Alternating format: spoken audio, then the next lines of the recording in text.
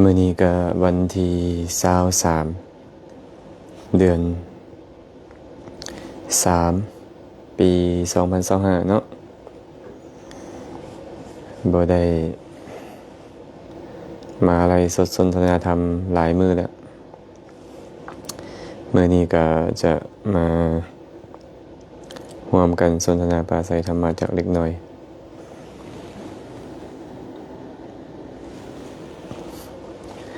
บ่ฮู้ว่าได้ยินเสียงหรือบ่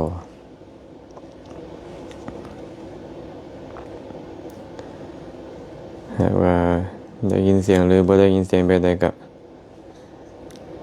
ลองคอมเมนต์เข้ามาเด้อ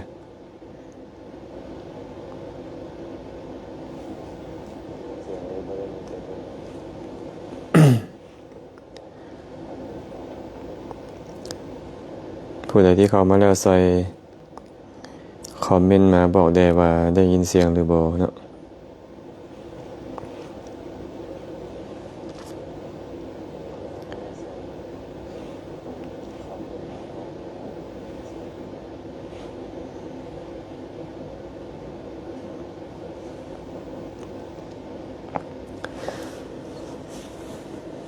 ทำนมัสการได้ยินเสียงอยู่เด้อขาน้อยสาธุเด้อ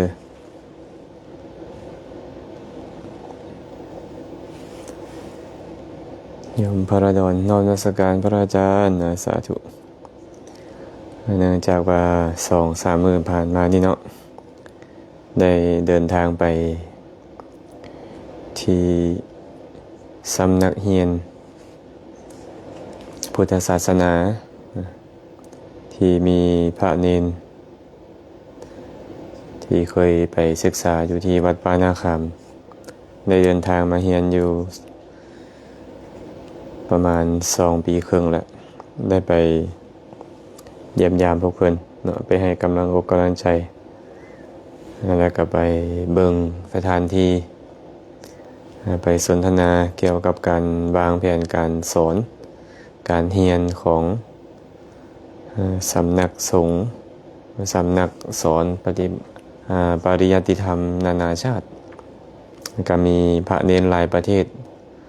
บราซิลอเมริกาเวียดนามกัมพูชาลาวก็มีอยู่ 4-5 องค์ที่มาเรียนอยู่ในนั้นก็มีครูบาอาจารย์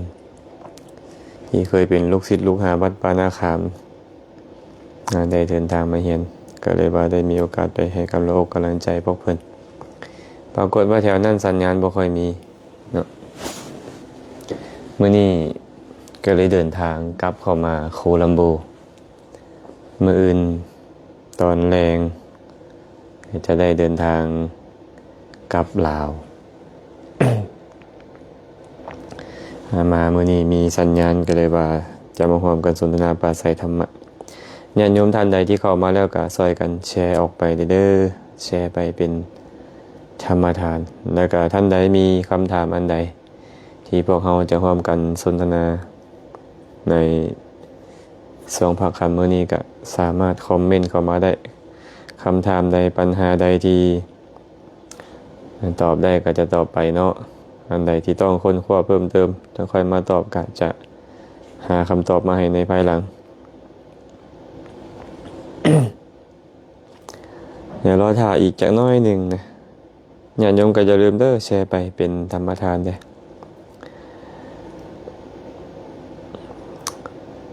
เสียงชัดเจนดีเจ้าค่ะสาธุตัวพอดน้อมกราบนมัสการขาน้อยสาธุเด้อผู้ใดเข้ามาแล้วซอยแชร์ไปเป็นธรรมทานแล้วก็มีปัญหาอันใดก็คอมเมนต์เข้ามาร่วมกันสนทนากัน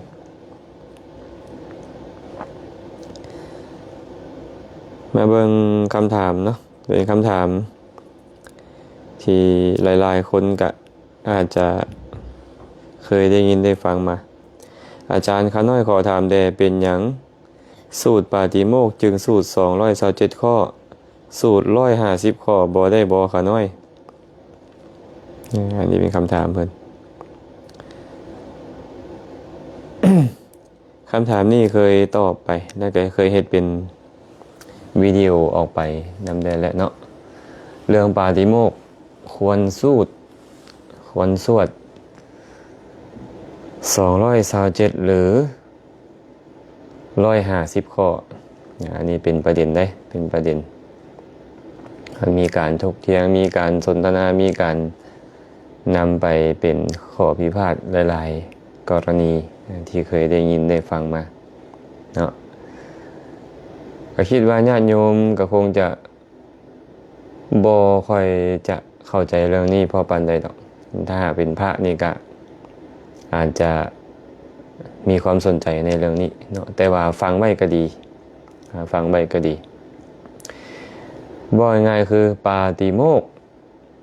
สวด227เท่านั้นบ่สวด150ได้บ่อันนี้เป็นคำถาม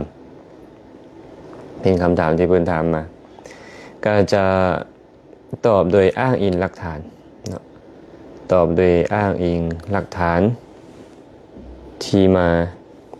จะบ่ตอบลอยๆตัวนี้นะจะบ่ตอบลอยๆเพราะว่าคำเว้าที่ปราศจากหลักฐานนี่เป็นคำเว้าที่บ่น่าเชื่อถือเนาะคำเว้าที่ปราศจากหลักฐานเป็นคำเว้าที่บ่น่าเชื่อถือฉะนั้นเฮาก็ต้องมารวมกันเรื่องหลักฐานผู้ใดจะเข้าใจแบบใดผู้ใดจะเข้าใจว่าควรสวด227ผู้ใดจะเข้าใจว่าควรสวด150สิกขาบทอันนั้นก็แล้วแต่ความเข้าใจของบุคคลแต่พวกเราจะมาลงกันที่หลักฐานเพราะว่าพุทธศาสนานี่เนี่ยเอาหลักฐานที่มาในพระไตรปิฎกนั่นแหละเป็นประมาณเนาะถ้าหากว่าหลักฐานเฮามีแบบใดเฮาก็จะมารวมกันเรื่องหลักฐานมาเว้ากันว่าเป็นหยังจึงมีการสวด227ข้ออันนี้เว้าข้อนี้ขึ้นมาก่อนเป็นหยังปาติโมกข์ถึงสวด227ที่เฮาฮู้กันในปัจจุบันก็ต้องทำความเข้าใจว่าในสมัยปฐมสังฆายนาพระเถระทั้งหลายนี่นะได้รวบรวมธรรมวินัยทั้งหมดที่พระพุทธเจ้าแสดงไว้45ปีนั้นเข้ามาเป็นหมวดหมู่แล้วทรงจำไว้พร้อมกันสาธยายพร้อมกันเลยเอิ้นการสวดสาธยายนั่นว่าสังฆายนาเนาะฉะนั้นเวลาเพิ่นสังฆายนาเพิ่นจะสังฆายนาพระสูตรไว้หมวดพระสูตรสังฆายนาวินัยไว้หมวดของวินัยแม้แต่วินัยก็เป็นมหาวิภังค์มหาวรรคจุลวรรคเพิ่นก็มีการเรียงลำดับหมวดหมู่ของไผของเราแบบนั้นและพระสูตรคือกันพระสูตรก็ต้องแบ่งเป็นนิกายก็หมายถึงหมวดหมู่พระสูตรที่ยาวก็เป็นทีฆานิกายไปหมวดหมู่พระสูตรที่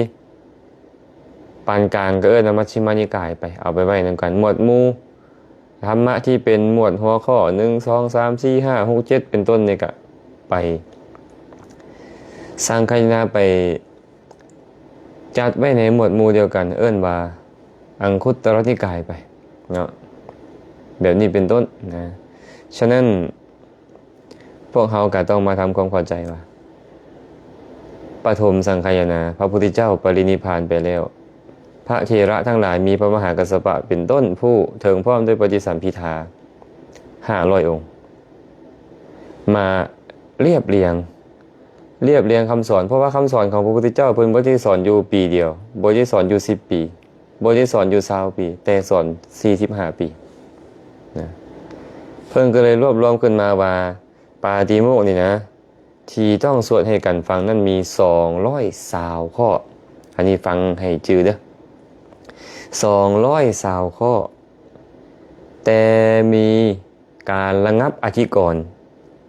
การเฮ็ดอธิกรณ์ให้ระงับอีก7ข้อวิธีการเฮ็ดอธิกรณ์ให้ระงับนี่ว่าอธิกรณสมถะอีก7สิกขาบทแท้ๆมีอยู่220สิกขาบทที่ต้องสวดอธิกรณสมถะอีก7มารวมกันก็เลยเป็น227พระเถระมีพระมหากัสสปะเป็นต้นพระอรหันต์ผู้ถึงพร้อมด้วยปฏิสัมภิทาผู้เฮ็ดสังฆายนาในสมัยนั้นนี่นะก็เลยร่วมกันสาธยายร่วมกันขับออกมาไว้ว่าสังฆายนาสวดพร้อมกันให้ประพฤติแบบนี้นะ อันนี้เบ้าให้ฟังก่อนว่านี่เป็นการสังคายนาแล้วเรียบเรียงเนาะทีนี้เรามาเบิ่งว่าเป็นอย่างคือมีความเข้าใจว่าสิกขาบทต้องสวด150สิกขาบทอันนี้พระสูตรเนาะมีพระสูตรที่พระสัมมาสัมพุทธเจ้าแสดงไว้หลายสูตรพอสมควรเนาะพระองค์ก็ได้บอกว่าภิกษุทั้งหลายสิกขาบท150สิกขาบทนี้มาสู่อุเทศทุกครึ่งเดือนมาสู่อุเทศก็คือต้องยกขึ้นมาสูตรอุเทศะตัวเนี้ยยกขึ้นมาสูตรมาแสดงยกขึ้นมาสวดมาแสดงเอิ้นว่าอุเทศะทีนี้พระพุทธเจ้าเลยบอกว่า150สิกขาบทนี้มาสู่อุเทศทุกครึ่งเดือนอันนี้เป็นพระสูตรมีคนไปอ่านพระสูตรเมื่อไปอ่านพระสูตรแล้วเห็นในพระสูตรว่านี้พระสัมมาสัมพุทธเจ้าบอกว่าให้สวด150สิกขาบทนี้มันก็เลยเป็นประเด็นว่านี่พระสูตรเว้าแบบนี้พระเถระ500องค์มีพระมหากัสสปะเป็นต้นนั่นเว้าบ่ถูกความคิดแบบนี้มันก็เลยขึ้นมาในหัวเวลาที่พวกเขาไปอ่านแล้วอาตมาอยากจะชี้แจงแบบนี้ว่าพระสูตรนี่นะแสดงนับตั้งแต่ปีแรกที่เพิ่นตรัสรู้จนฮอดปรินิพพานเนาะเฮาบ่ฮู้ว่าเพิ่นแสดงสูตรนี้ไว้ตอนใดแม่นบ่เพิ่นแสดงสูตรนี้ไว้ตอนใดแต่ว่าสิกขาบทมีเรื่องราวเกิดขึ้นแล้วค่อยมีการบัญญัติอันนี้ฟังให้ดีนะสิกขาบทนี่พระพุทธเจ้าบัญญัติตั้งแต่ต้นจนฮอดมื้อปรินิพพานก็ยังบัญญัติสิกขาบทอย่างเช่นตอนพระองค์จะปรินิพพานตัดกับพระอานนท์เอ้ยภิกษุทั้งหลายเคยเอิ้นกันในปัจจุบันนี้ว่าอาวุโสอาวุโสแต่เมื่อตถาคตปรินิพพานแล้วภิกขุผู้หนุ่มควรเอิ้นผู้แก่ว่าพันเตหรืออายสมะผู้แก่ควรเอิ้นผู้หนุ่มกว่าว่าอาวุโสหรือเอิ้นชื่อโคตเนี่ยพระองค์ก็ยังบัญญัติแบบนี้จนฮอดมื้อปรินิพพานเนาะฉะนั้นนะเมื่อมีการบัญญัติไปตามลำดับตอนสมัยที่พระองค์แสดงพระสูตรว่าภิกขุทั้งหลายสิกขาบท150สิกขาบทนี้มาสู่อุเทศทุกครึ่งเดือนโอเคตอนนั้นสิกขาบทพระพุทธเจ้าบัญญัติไว้ประมาณ3หั้นเพราะว่าหลังจากที่พระพุทธเจ้านิพพานไป20ปีได้พระองค์ยังแสดงโอวาทปาติโมกข์อยู่นะปาติโมกข์นี่มี2แบบเด้อโอวาทปาติโมกข์กับอาณาปาติโมกข์โอวาทปาติโมกข์นี่พระพุทธเจ้าแสดงเอง20ปีสัพพปาปัสสะอาการนังกุสรสูปสัมปทาสะจิตตะปริโยทปนังเอตังพุทธานะศาสนังเป็นต้นนี่นะการบ่ทำบาปทั้งปวงการทำกุศลให้ถึงพร้อมการชำระจิตใจของตนให้สะอาดบริสุทธิ์เหล่านี้เป็นคำสอนของพระพุทธเจ้าทั้งหลายเป็นต้นนี่เอิ้นว่าโอวาทปาติโมกข์เป็นปาติโมกข์ที่พระองค์ทรงแสดงเอง20ปีหลังจากมีภิกขุรูปหนึ่งไปต้องอาบัติหนักไปต้องอาบัติปาราชิกแล้วขาดจากความเป็นพระแล้วมานั่งในสมาคมที่พระพุทธเจ้าจะแสดงโอวาทปาติโมกข์พระพุทธเจ้าก็บ่ยอมแสดงเมื่อพระพุทธเจ้าบ่ยอมแสดงพระมหาโมคคัลลานะนี่ก็เลยพิจารณาเบิ่งเข้าฌานเจริญอภิญญาพิจารณาเบิ่งว่าเป็นอย่างพระพุทธเจ้าคือบ่แสดงเห็นว่ามีภิกขุองค์หนึ่งเป็นคนทุศีลมีธรรมอันต่ำ3เป็นผู้บ่แม่นสมณะแล้วนั่งอยู่ในสมาคมนั้นพระมหาโมคคัลลานะก็เลยลุกไปลากพระองค์นั้นออกไปเนาะเป็นเหตุเป็นปัจจัยให้พระพุทธเจ้าตรัสกับภิกขุทั้งหลายว่าเพิ่นจะบ่แสดงโอวาทปาติโมกข์อีกนับตั้งแต่มื้อนี้เป็นต้นไปพระสงฆ์จงยกสิกขาบทขึ้นแสดงเอิ้นว่าอาณาปาติโมกข์ฉะนั้นที่พระสงฆ์ข้าเจ้าเพิ่นมาสูตรกันมาสวดให้กันฟังทุกครึ่งเดือนนี่นะเอิ้นว่าลงปาติโมกข์ลงปาติโมกข์ลงอุโบสถนี่เป็นอาณาปาติโมกข์เฮากำลังเว้าเรื่องอาณาปาติโมกข์อยู่เนาะผ่านไป20ปี หลัง20ปีจังค่อยอนุญาตให้มีการสวดแต่ว่าพระสิกขาบทบ่ได้บัญญัติบาทเดียว150สิกขาบทบ่ได้บัญญัติบาทเดียว220สิกขาบทบัญญัติไปเรื่อยเพราะว่าพระสัมมาสัมพุทธเจ้านี่นะสิกขาบทจะบัญญัติก็ต่อเมื่อมีเรื่องเกิดขึ้นเมื่อมีเรื่องเกิดขึ้นแล้วพระองค์ก็ตัดให้ประชุมสงฆ์ซี่โทษแยงคุณแล้วจึงห้ามบัญญัติสิกขาบทห้ามไว้บ่บัญญัติก่อนจักเทื่อสิกขาบทที่พระพุทธเจ้าบัญญัติก่อนก็มีแต่ของนางภิกขุณีที่เอิ้นว่าคารุธรรม8ประการเท่านั้นนะอันนี้ทำความเข้าใจนำกันก่อนเพราะฉะนั้นเนาะเมื่อพระพุทธเจ้าแสดงบัญญัติสิกขาบทไปบัญญัติสิกขาบทไปฮอดช่วงเวลาที่สิกขาบทมีฮอด150สิกขาบทมีภิกขุบางองค์ในธรรมวินัยนี้เข้ามาในที่ใกล้ของพระพุทธเจ้าพระองค์เห็นอุปนิสัยของเขาว่าควรฟังธรรมแบบนี้พระองค์ก็แสดงออกไปภิกขุหากว่าเจ้านี่นะบ่สามารถรักษาสิกขาบทได้ฮอด150สิกขาบทนี่ก็รักษา3อย่างได้บ่ศีลสมาธิปัญญาอย่างเป็นต้นนี่นะ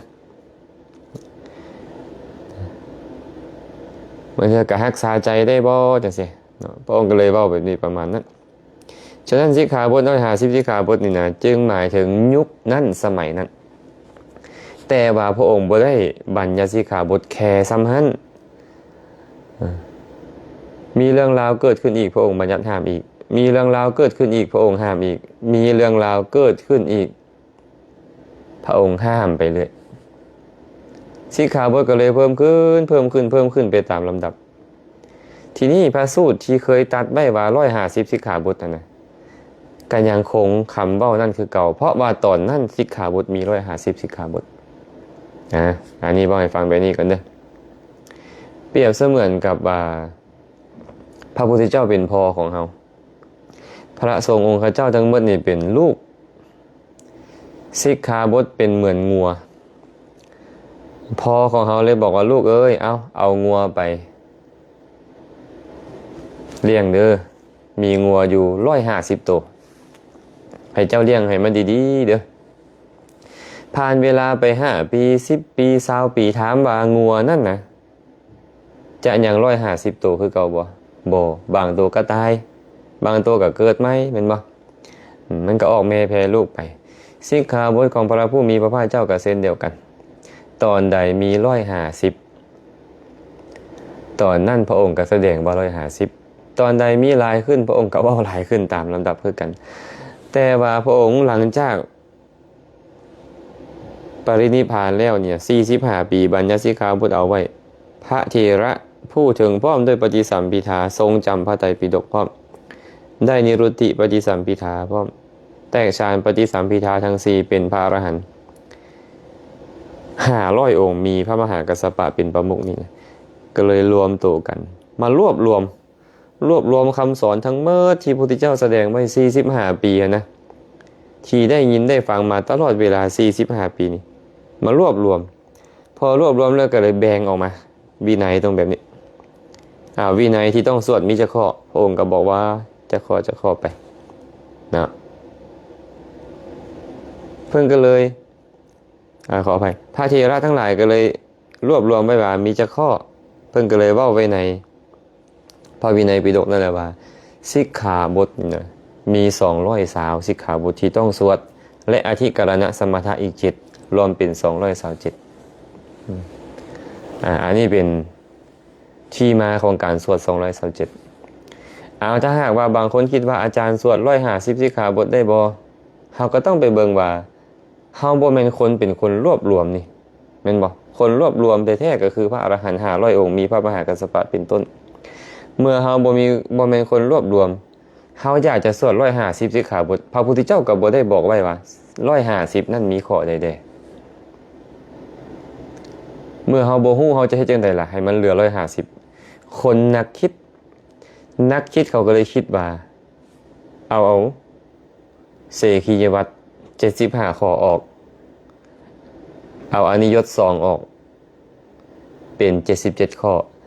227เอาออก77เหลือ150พอดีเลย เขาก็เลยบ่สวด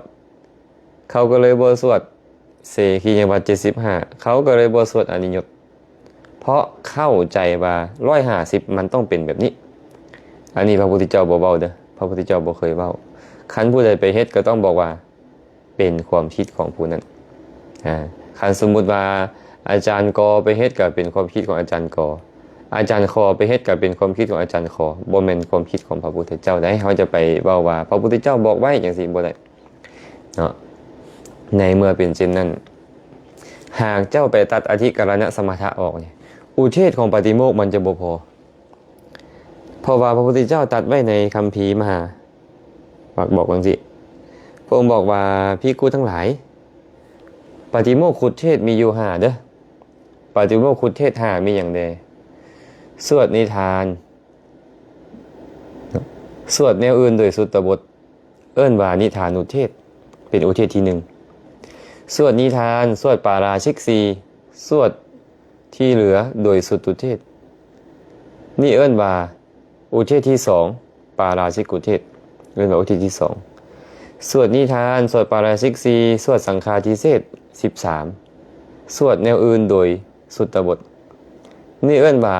อุเทศที่3เอิ้นว่าสังฆาทิเศษสุเทศสวดนิทานสวดปาราชิกสีสวดสังฆาทิเศษ13สวดอานิยต2สวดแนวอื่นโดยสุตตบทนี่เอิ้นว่าอุเทศที่4เลยเอิ้นว่าอนิยตุเทศสวดนิทานสวดปาราชิกสีสวดสังฆาทิเศษ13สวดอานิยต2สวดโดยพิสดารนี่เอิ้นว่าวิทธารุเทศอุเทศในปฏิโมกข์มี5นี่แหละเพิ่นว่าถ้าหากเจ้าไปตัดอนิยตุเทศออกอุเทศมันก็เหลือ4มันบ่ครบตามที่พระพุทธเจ้าบัญญัติไว้นั่นก็แสดงว่ามันบ่ลงกันฉะนั้นหลักของการวินิจฉัยพระสูตรวินิจฉัยวินัยก็ตามวินิจฉัยคำสอนพระพุทธเจ้าบอกไว้แล้วได้พระองค์บอกว่าเจ้าได้ยินได้ฟังธรรมมาจากไผก็ตามบ่ว่าเขาจะบอกว่าค่อยได้สดับมาต่อหน้าพระพักตร์พระพุทธเจ้าเลยข้าพเจ้าสดับมาต่อพระทรงบอกผู้ทรงธรรมทรงวินัยอย่างเป็นต้นก็ตามเจ้าอย่าเฝ้าเสือและเจ้าอย่าเฝ้าปฏิเสธให้เจ้าเฮียนเอาบทเฮียนเอาพยัญชนะนั้นให้ดีๆแล้วไปเทียบเคียงกับพระสูตรสอบสวนกับพระวินัยหากมันเข้ากันได้ลงกันได้เข้ากับพระสูตรลงกับพระวินัยได้ให้พวกทานทรงจำไว้ว่านั่นเป็นคำสอนนั่นเป็นธรรมเป็นวินัยเป็นคำสอนของพระศาสดาเขาถือเอามาถึกแล้วแต่ถ้าหากว่าเอาไปสอบสวนกับพระสูตรกับคัดกันเอาไปสอบทานกับพระวินัยกับบ่เข้ากันขอให้พวกทานทรงจำไว้ว่านั่นบ่แม่นธรรมนั่นบ่แม่นวินัยบ่แม่นคำสอนของพระศาสดาเขาถือเอามาผิดอาตมาก็เลยพยายามชี้ให้เห็นว่าหากว่าเฮาจะเอาอนิยตุเทศออกเพื่อให้เหลือ150จะเป็นการกล่าวตูพระพุทธเจ้าเพราะว่าพระพุทธเจ้าบอกว่าให้สวดอนิยตุเทศบัดนี้หากว่าบางคนบอกว่าเสขียวัตรเอาออกเลย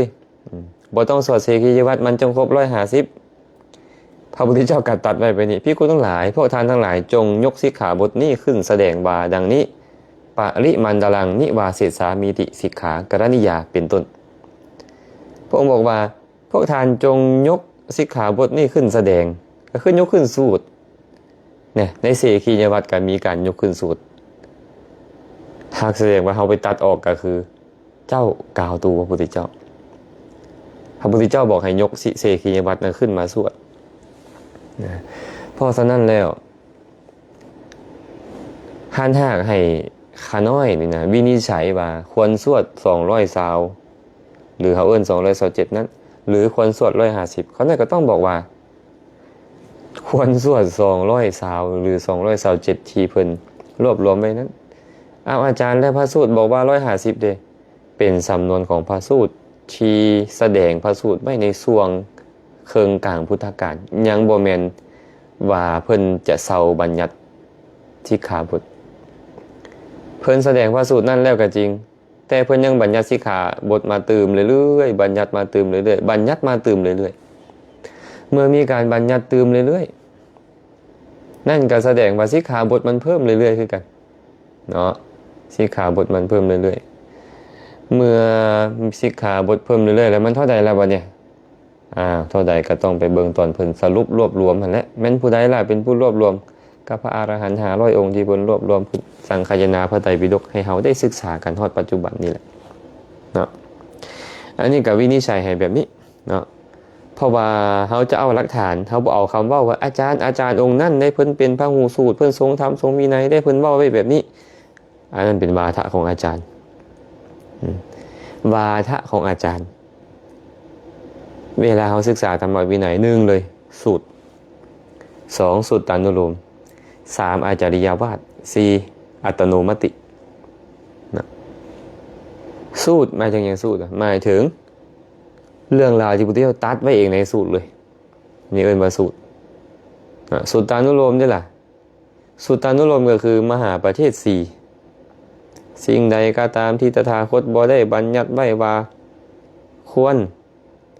แต่มันเข้ากับสิ่งที่ควรขัดกับสิ่งที่บ่ควรสิ่งนั้นก็ควรแต่ถ้ามันเข้ากับสิ่งที่บ่ควรขัดกับสิ่งที่ควรสิ่งนั้นก็บ่ควรสิ่งใดที่ตถาคตบ่ได้ห้ามไว้ว่าบ่ควร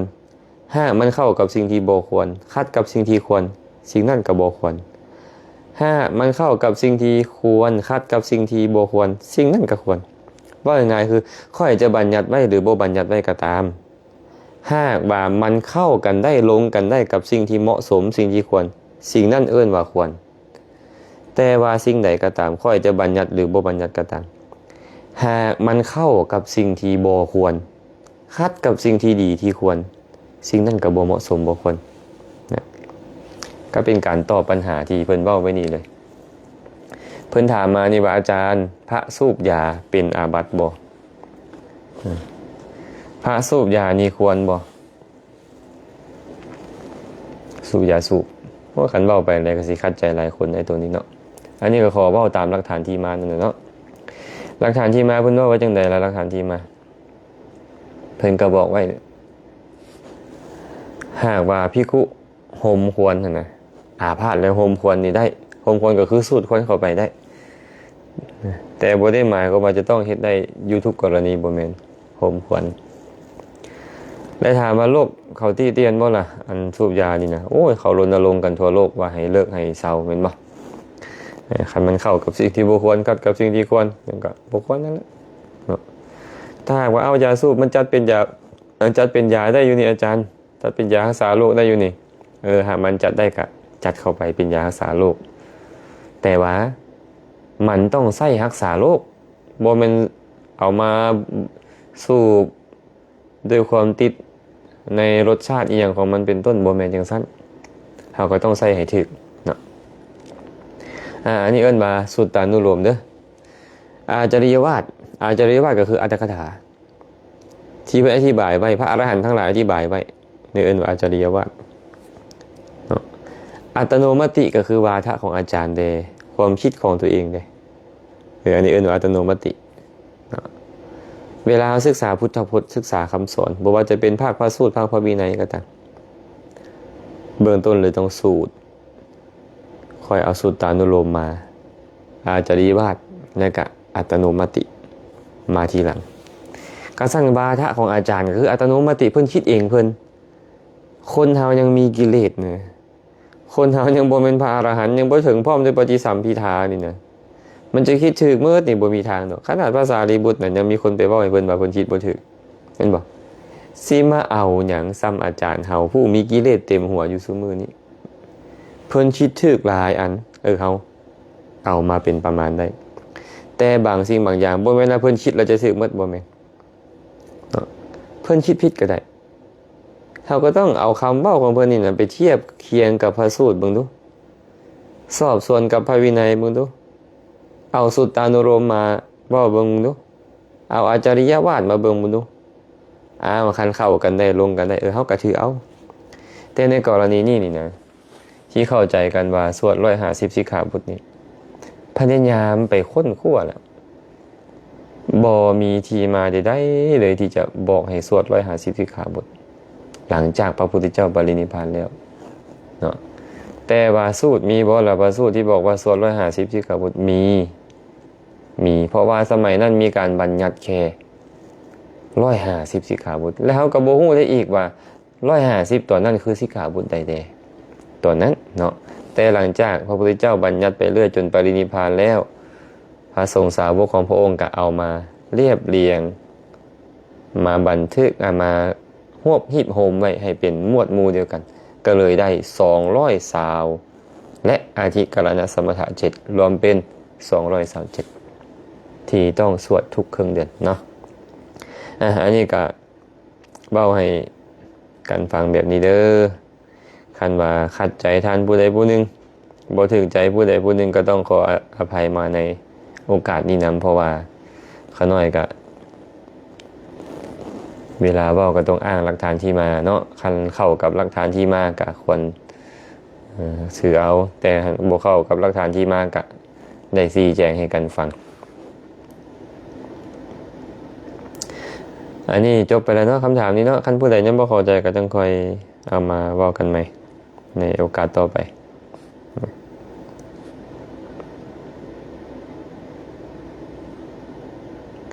มีคำถามมันถามอีกว่าขออนุญาตพระอาจารย์ข้าน้อยเป็นลูกแม่ตูขอถามว่าเป็นหยังเวลาขันธ์ห้าดับแล้วดวงจิตดวงเก่าไปเกิดใหม่คือจือชาติเก่าบ่ได้เพิ่นบอกว่าเมื่อขันธ์ห้าดับลงกระดวงจิตดวงเก่านั่นแหละไปเกิดใหม่เมื่อดวงจิตไปเกิดใหม่เป็นหยังคือจือชาติเก่าบ่ได้เพิ่นว่า อย่าบอกแต่ว่าชาติเก่าเลยเรื่องมื้อวานยังจือบ่ได้แล้วกินข้าวจักคำมื้อวานนี่นะจือได้บ่ไม่ออกจือได้บ่ฮะไปล้มเรื่องหยังกับไผแดจือได้บ่คิดอีหยังแดอันมื้อวานนี่จือได้บ่จือบ่ได้เฮาจะไปเว้าถึงเรื่องของชาติแล้วพุ่นแม่นบ่ขนาดชาติปัจจุบันนี่นะบ่แม่นตั้งแต่ปีก่อนหรือ10 ปีก่อนเรื่องมื้อวานเฮายังจื้อบ่ได้ละเฮาลุกขึ้นมานี่นะเฮาก้าวเท้าซ้ายหรือขวาก่อนเฮายังจื้อบ่ได้ข้าวคำแรกที่เฮากินอีหยังเฮายังจื้อบ่ได้แหละแม่นบ่ถ้าซั่นเฮาก็บ่ต้องไปเว้าว่าเป็นหยังคือจื้อชาติแล้วบ่ได้ย้อนว่าสติสตังค์มันบ่สมบูรณ์เมื่อสติบ่มีเนี่ยมันก็จื้อบ่ได้ตอนคนเฮาเกิดมาใหม่ๆตอนเป็นเด็กน้อยนี่นะจิตใจเขายังบริสุทธิ์นี่เขายังพอจื้อชาติเก่าได้เลยจิตใจเขายังบริสุทธิ์แต่ว่าหลังจากสังกิเลสมันโจรมาพระพุทธเจ้าเลยเว้าไว้แม่นบ่เนาะพระพุทธเจ้าเลยเว้าไว้พระองค์บอกว่าภิกษุทั้งหลายจิตเดิมเนี่ยมันบริสุทธิ์ผุดพองประภัสสรแต่ว่าเศร้าหมองเพราะกิเลสที่จรมามันเศร้าหมองเพราะกิเลสที่จรมาเด้อเพิ่นว่าเมื่อกิเลสเข้ามานี่แหละมันเป็นเหตุให้เฮาบ่จื้อเห็นบ่พระพุทธเจ้าเลยเว้าเรื่องของพระสูตรก็ตามมนต์ก็ตามเป็นหยังบ่จื้อพระองค์ก็บอกว่านิวรณ์5นี่นะมันเป็นเหตุให้บ่จื้อกามฉันทะพยาบาททีนะมิทธะอุทจักกุกุจจะวิจิกิจฉามันมากุ้มลุมจิตใจมันเลยเป็นเหตุให้บ่จือเพิ่นยกมาเฉพาะเรื่องของมนต์เป็นต้นก็จริงแต่เรื่องราวทั้งหมดเลยมันเป็นเหตุให้เฮาหลงลืมแม่นตัวใดละเป็นเหตุให้ระลึกได้ก็คือสติเฮาเคยได้ยินบอกพระพุทธเจ้าบอกว่าปุพเพนิวาสานุสติญาณสติที่เกิดขึ้นพร้อมกับญาณระลึกชาติหนหลังหรือวิญญาณที่เกิดขึ้นพร้อมกับสติที่ระลึกชาติหนหลังคันสติดีแน่นอนมันก็จื้อได้แต่พวกเขาดันสติบ่ดีขนาดนั้นพวกเขาก็เลยจื้อบ่ได้ต้องขออธิบายเพิ่มว่า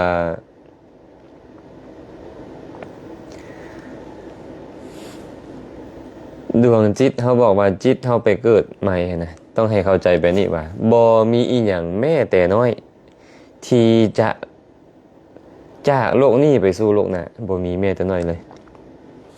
เข้าใจคำนี้ป่ะญาติโยมเข้าใจคำนี้ป่ะขันธ์ห้านี่มีอย่างใดขันธ์ห้าเนี่ยขันธ์ห้าแตกดับนี่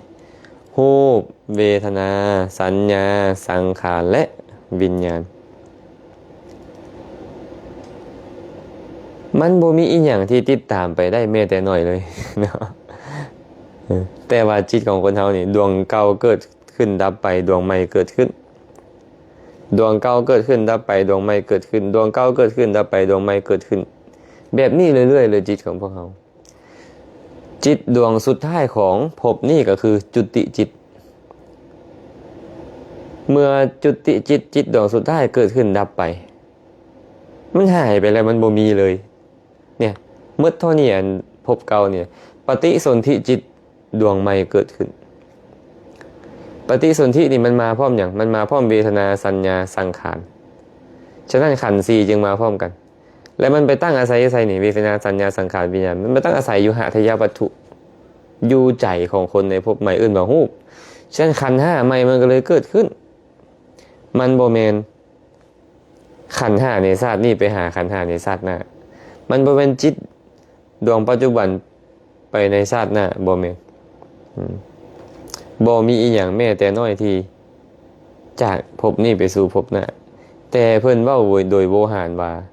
บุญและบาปเราจะติดตามไปโดยโวหารความจริงแล้วเจ้าเฮ็ดบุญเมื่อวานกุศลมันเกิดขึ้นดับไปแล้วเจ้าเฮ็ดบาปเมื่อวานบาปมันเกิดขึ้นแล้วก็ดับไปแล้วมันบ่ตามไปชาติหน้าแต่ผลของมันยังบันดาลผลที่เผ็ดร้อนให้เกิดขึ้นแต่ถามมาโตเกิดขึ้นนะมันเป็นตัวเก่านี่หรือตัวใหม่มันเป็นจิตดวงใหม่แล้วจิตดวงใหม่ที่มาเห็นรูปที่ดีหรือบ่ดีอันเป็นผลของบุญและบาปจิตดวงใหม่มาฟังเสียงที่ดีและบ่ดีอันเป็นผลของบุญและบาปจิตดวงใหม่มาเกิดทางดังให้ดมกลิ่นดีและบ่ดีอันเป็นผลของบุญและบาปจิตดวงใหม่เกิดขึ้นมาอาศัยลิ้นให้ฮู้รสชาติดีหรือบ่ดีอันเป็นผลของบุญและบาปที่เฮ็ดในชาติแล้วแต่จิตดวงนี้มันบ่เป็นจิตดวงบุญและบาปมันเป็นจิตดวงใหม่ที่เป็นผลของบุญและบาปนะเว้าโดยโวหารเว้าได้ว่าบุญบาปตามไปแต่ว่าอีหยังแม้แต่น้อยหนึ่งก็ตามไปบ่ได้ให้เราเข้าใจแบบนี้เนาะที่บอกว่าบุญบาปตามไปนั้นโวหารเด้อคำเว้าให้เราเข้าใจกันแต่ตามความเป็นจริงบ่มีอีหยังแม้แต่น้อยจะติดตามคนตายไปอันนี้เว้าเพิ่มให้ฟังเนาะคันผู้ใดบ่เข้าใจก็ค่อยถามเข้ามาใหม่กันแล้วกันเนาะ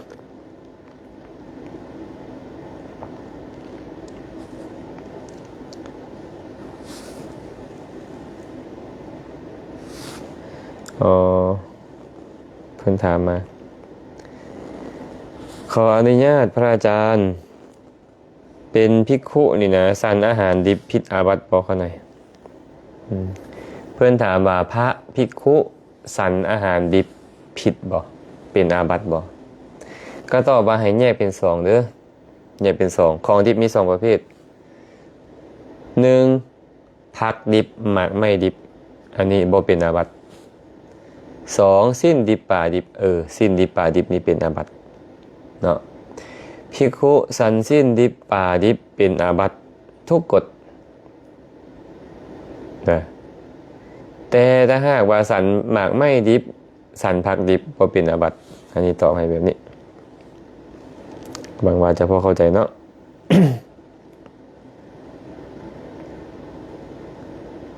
อยากให้พระอาจารย์เทศน์ให้ฟังทั้งคืนเลยฟังเพลินเลยครับ ดูท่าจะไม่ไหวเนาะ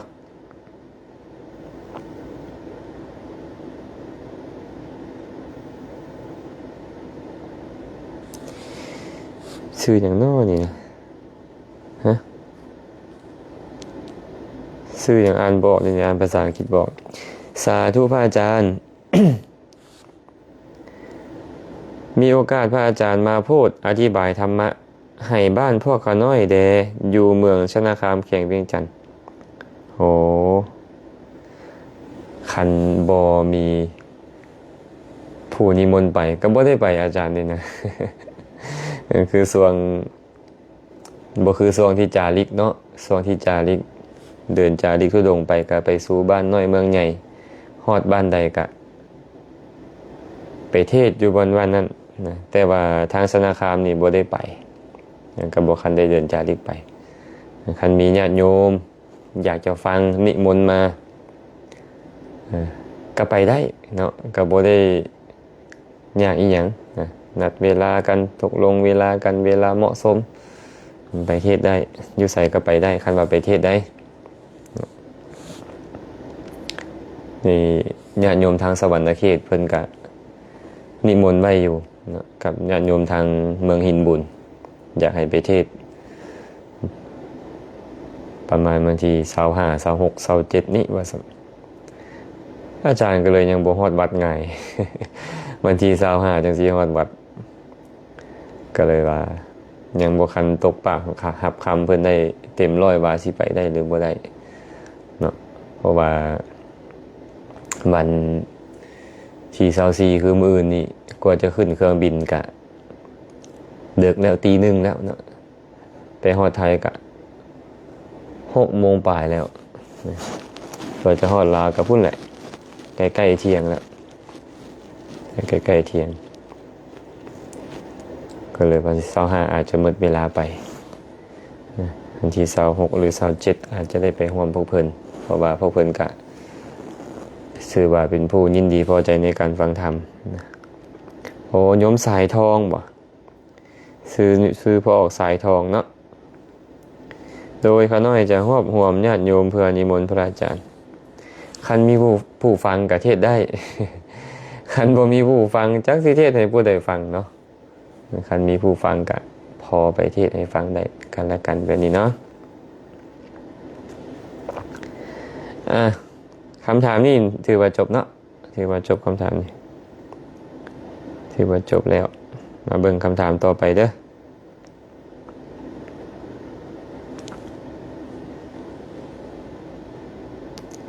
อันนี้เป็นคำถามญาติโยมชาวบ้านเฮาธรรมดาขอถามพระอาจารย์แดจำเป็นบ่เวลาไหว้พระสวดมนต์ต้องไต้ธูปไต้เทียน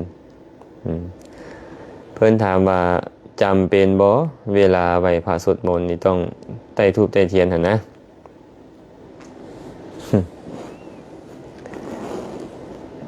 ถามผู้ใดล่ะจำเป็นบ่ น่าจะถามตัวเขาเองเนาะน่าจะถามตัวเขาเองว่าอาจารย์เวลาเขาน้อยสวดมนต์เขาน้อยอยากเห็นหุ่งเนี่ยเขาน้อยจำเป็นต้องไต้เทียนบ่อาจารย์เขาน้อยอยากได้กลิ่นหอมพร้อมเขาน้อยจำเป็นต้องไต้ธูปบ่ให้ถามตัวเองเด้อเนาะว่ายังไงก็แล้วกันว่าคำว่าจำเป็นหรือบ่จำเป็นนี่นะมันอยู่ที่เฮานี่แหละท่านเจ้าอยากบูชาพระพุทธพระธรรมพระสงฆ์ด้วยแสงสว่างด้วยประทีปเจ้าก็ไต้คันเจ้าต้องการบูชาเพิ่นด้วยธูปหอมเจ้าก็ไต้คันบ่มีเด้อาจารย์บ่มีก็บ่ต้องไต้เจ้าก็สวดมนต์สาธยายไปบ่ได้ผิดได้พลาดอีหยังคันมันมืดเฮงเด้อาจารย์จำเป็นต้องไต้เทียนบ่คันอยากเห็นหุ่งก็ไต้เนาะอันนี้บ่ผิดหยังเด้อตอนญาติโยมว่าบ่ผิดหยังบ่แม่นว่าโอ้ไหว้พระแต่ละเทื่อต้องไต้ธูปไต้เทียนบ่ไต้ธูปไต้เทียนบ่ได้บ่ก็ตอบว่าบ่เกี่ยวกันการไต้ธูปไต้เทียนก็เพื่อประโยชน์อื่นการสวดสาธยายนี่นะก็ต่างหากการสวดสาธยายก็สวดยามใดเวลาใดก็ได้มีธูปมีเทียนบ่มีธูปบ่มีเทียนก็ได้โยมติ่งเนาะติ่งสุขภัณฑ์สาธุการนมัสการพระอาจารย์แสงพระนายสาธุเด้อพาลุณีแสงทองอยากมีโอกาสได้ฟังธรรมมาจากพระอาจารย์เด้เขาหน่อยมาฟังได้เด้ออยู่วัดปานาขามเพิ่นเทศตลอดเลยนะ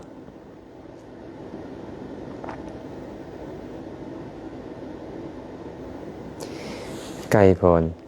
กราบนมัสการพระอาจารย์เขาหน่อยขอโอกาสถามมีไม่ออกฝากมาถามว่ากินข้าวตอนดึกมีผีมากินนำแมนอยู่บ่เขาน้อยอยากให้พระอาจารย์อธิบายได้เขาน้อย ผียังนะผียังมากินข้าวนำผีขี้โลภเนาะโลภะเฮานี่แหละตัณหาเฮานี่แหละมากินน้ำเฮานี่นะบ่เป็นผีอื่นดอกนะ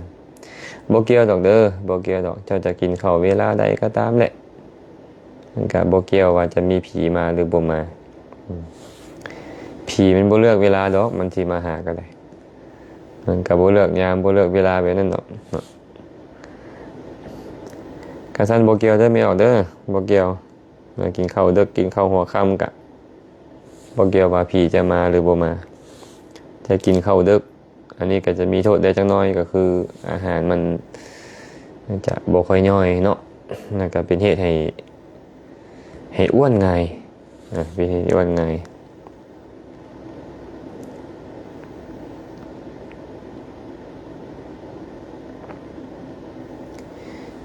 ซื้ออย่างนี้ซื้อมีบ่หรือมีพระไสเจริญบ่ข้าน้อยขอโอกาสให้พระอาจารย์อธิบายเรื่องฌานแหน่ข้าน้อยว่าในขณะอยู่ในฌานจิตต้องมีสติประกอบนำบ่หรือมีแต่วิตกวิจารปีติสุขเอกคตา เนาะเพิ่นอยากรู้ว่าเวลาเข้าฌานนี่นะต้องมีสติบ่บ่มีสติมีแต่วิตกวิจารปีติสุขเอกคตาบ่เวลาคนเข้าฌานพวกเขาต้องเข้าใจแบบนี้ก่อนว่าขันธ์ห้านี่นะเนาะเวลามันเกิดมันจะเกิดพร้อมกันมันจะเกิดน้ำกันเนาะขันธ์สี่คือเวทนาสัญญาสังขารและวิญญาณเนี่ยมันต้องเกิดพร้อมกันแน่นอนเด้อมันต้องเกิดพร้อมกันแต่ว่ามันเวลามันเกิดอยู่ไสมันเกิดอยู่หทยวัตถุโดยเฉพาะฌานจิตนี่มันเกิดอยู่หทยวัตถุเอิ้นว่ารูปขันธ์สี่ก็เลยต้องตั้งอาศัยขันธ์หนึ่งคือหทยวัตถุคือรูปนี้เพื่อรูปอารมณ์ฉะนั้นเวทนาขันธ์ก็ต้องเกิดนำเพิ่นบ่เว้าฮอดเวทนาเลยอันตอนอยู่เพิ่นเว้าสุขอยู่เนาะเว้าสุขอยู่นี่เวทนาสัญญาก็ต้องมีถึงเพิ่นบ่กล่าวไว้ก็ตามว่าในฌานจิตมีสัญญาแต่สัญญาก็ต้องมีสังขารและวิญญาณคือจิตสังขารนี่นะวิตกวิจารกับสังขารปีติกับสังขารเอกคตากับสังขารแต่พวกนี้มันต้องมีมันต้องมีศรัทธามันต้องมีสติมันต้องมีปัญญามันต้องเกิดถึงพระพุทธเจ้าบ่ได้เว้าไว้ในองค์ประกอบของฌานก็จริงแต่ว่าฌานจิตต้องประกอบด้วยปัญญาแน่นอนต้องประกอบด้วยสติแน่นอนคนบ่มีสติบ่มีปัญญาบ่สามารถเข้าฌานได้บ่สามารถเจริญฌานได้จิตที่บ่ประกอบด้วยสติจิตที่ประกอบด้วยปัญญาบ่สามารถที่จะเฮ็ดฌานให้บังเกิดขึ้นได้เพราะฉะนั้นเด้อถึงแม้นว่าพระพุทธเจ้าบ่ได้แสดงไว้ในองค์ประกอบของฌานก็จริงแต่ขอให้รู้ว่าสติปัญญาต้องมีสติปัญญาต้องมีเพราะฉะนั้นวิตกวิจารปีติสุขเอกคตานี่นะ5อย่างนี้เป็นองค์ฌานเพราะเว้าเรื่องของปฏิปักษ์ของมันโดยตรงวิตกวิจารเป็นปฏิปักษ์ต่อทีนมิทธะคันวิตกวิจารมาความงงเหงาซึมหายไปปีติเป็นต้นก็เป็นปฏิปักษ์ต่อพยาบาทเป็นต้นฉะนั้นเพิ่นเว้าธรรมที่เป็นปฏิปักษ์ต่ออกุศลเมื่อเพิ่นเว้าธรรมที่เป็นปฏิปักษ์ต่ออกุศลโดยตรงเพิ่นเลยบ่เว้าสติบ่เว้าปัญญาไว้นำเว้าแต่วิตกวิจารปีติสุขเอกคตาไว้ในองค์ประกอบของฌานและต้องเข้าใจว่านี่คือปฐมฌานเมื่อทุติยฌานในยะพระสูตรก็จะละวิตกและวิจารไปตติยฌานละปีติจตุตฌานละแม้กระทั่งสุขมีแต่อุเบกขากับเอกคตาองค์ฌาน2นึงครับแต่ก็ต้องมีสติและปัญญาอยู่นั้นอันนี้อธิบายให้ฟังไว้นี่คันยังบ่เข้าใจก็จังค่อยว่าตื่มผู้ใดสนใจอยากจะเรียนเรื่องพวกนี้ก็จะเปิดเรียนไว้นี่เนาะเรื่องเกี่ยวกับอภิธรรมะเกี่ยวกับอักษรเรื่องฌานเรื่องวิปัสสนาละเอียดนะ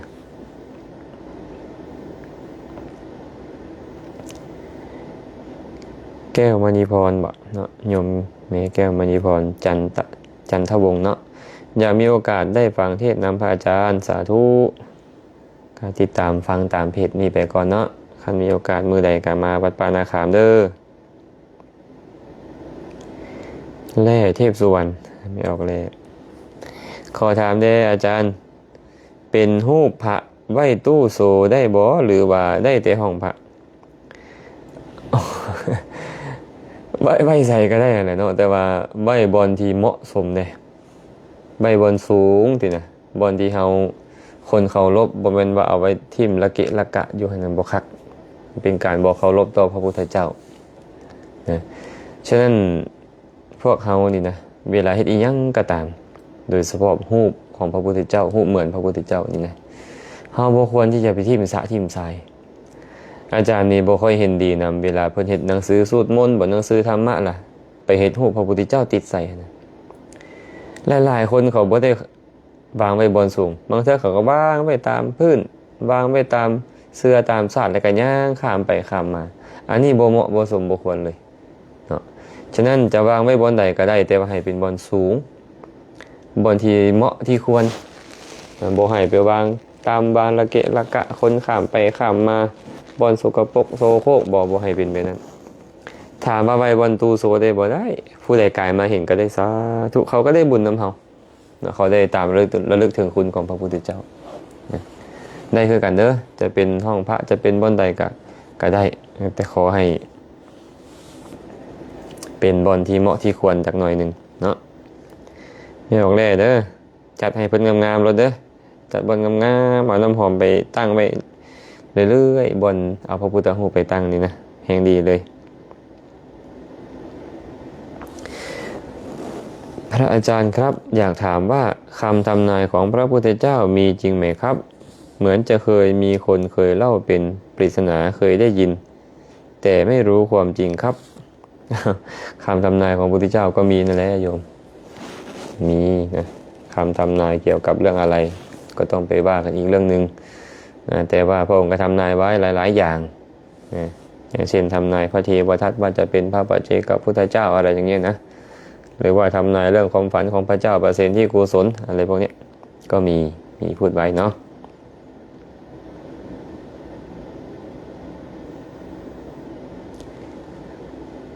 เพ็ญนภา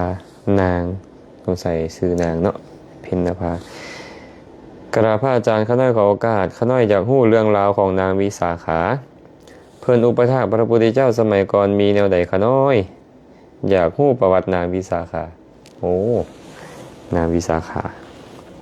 ประวัติของเพิ่นนี่ยาวๆเด้ประวัตินางวิสาขาอันนี้เว้าย่อยๆให้ฟังเด้อ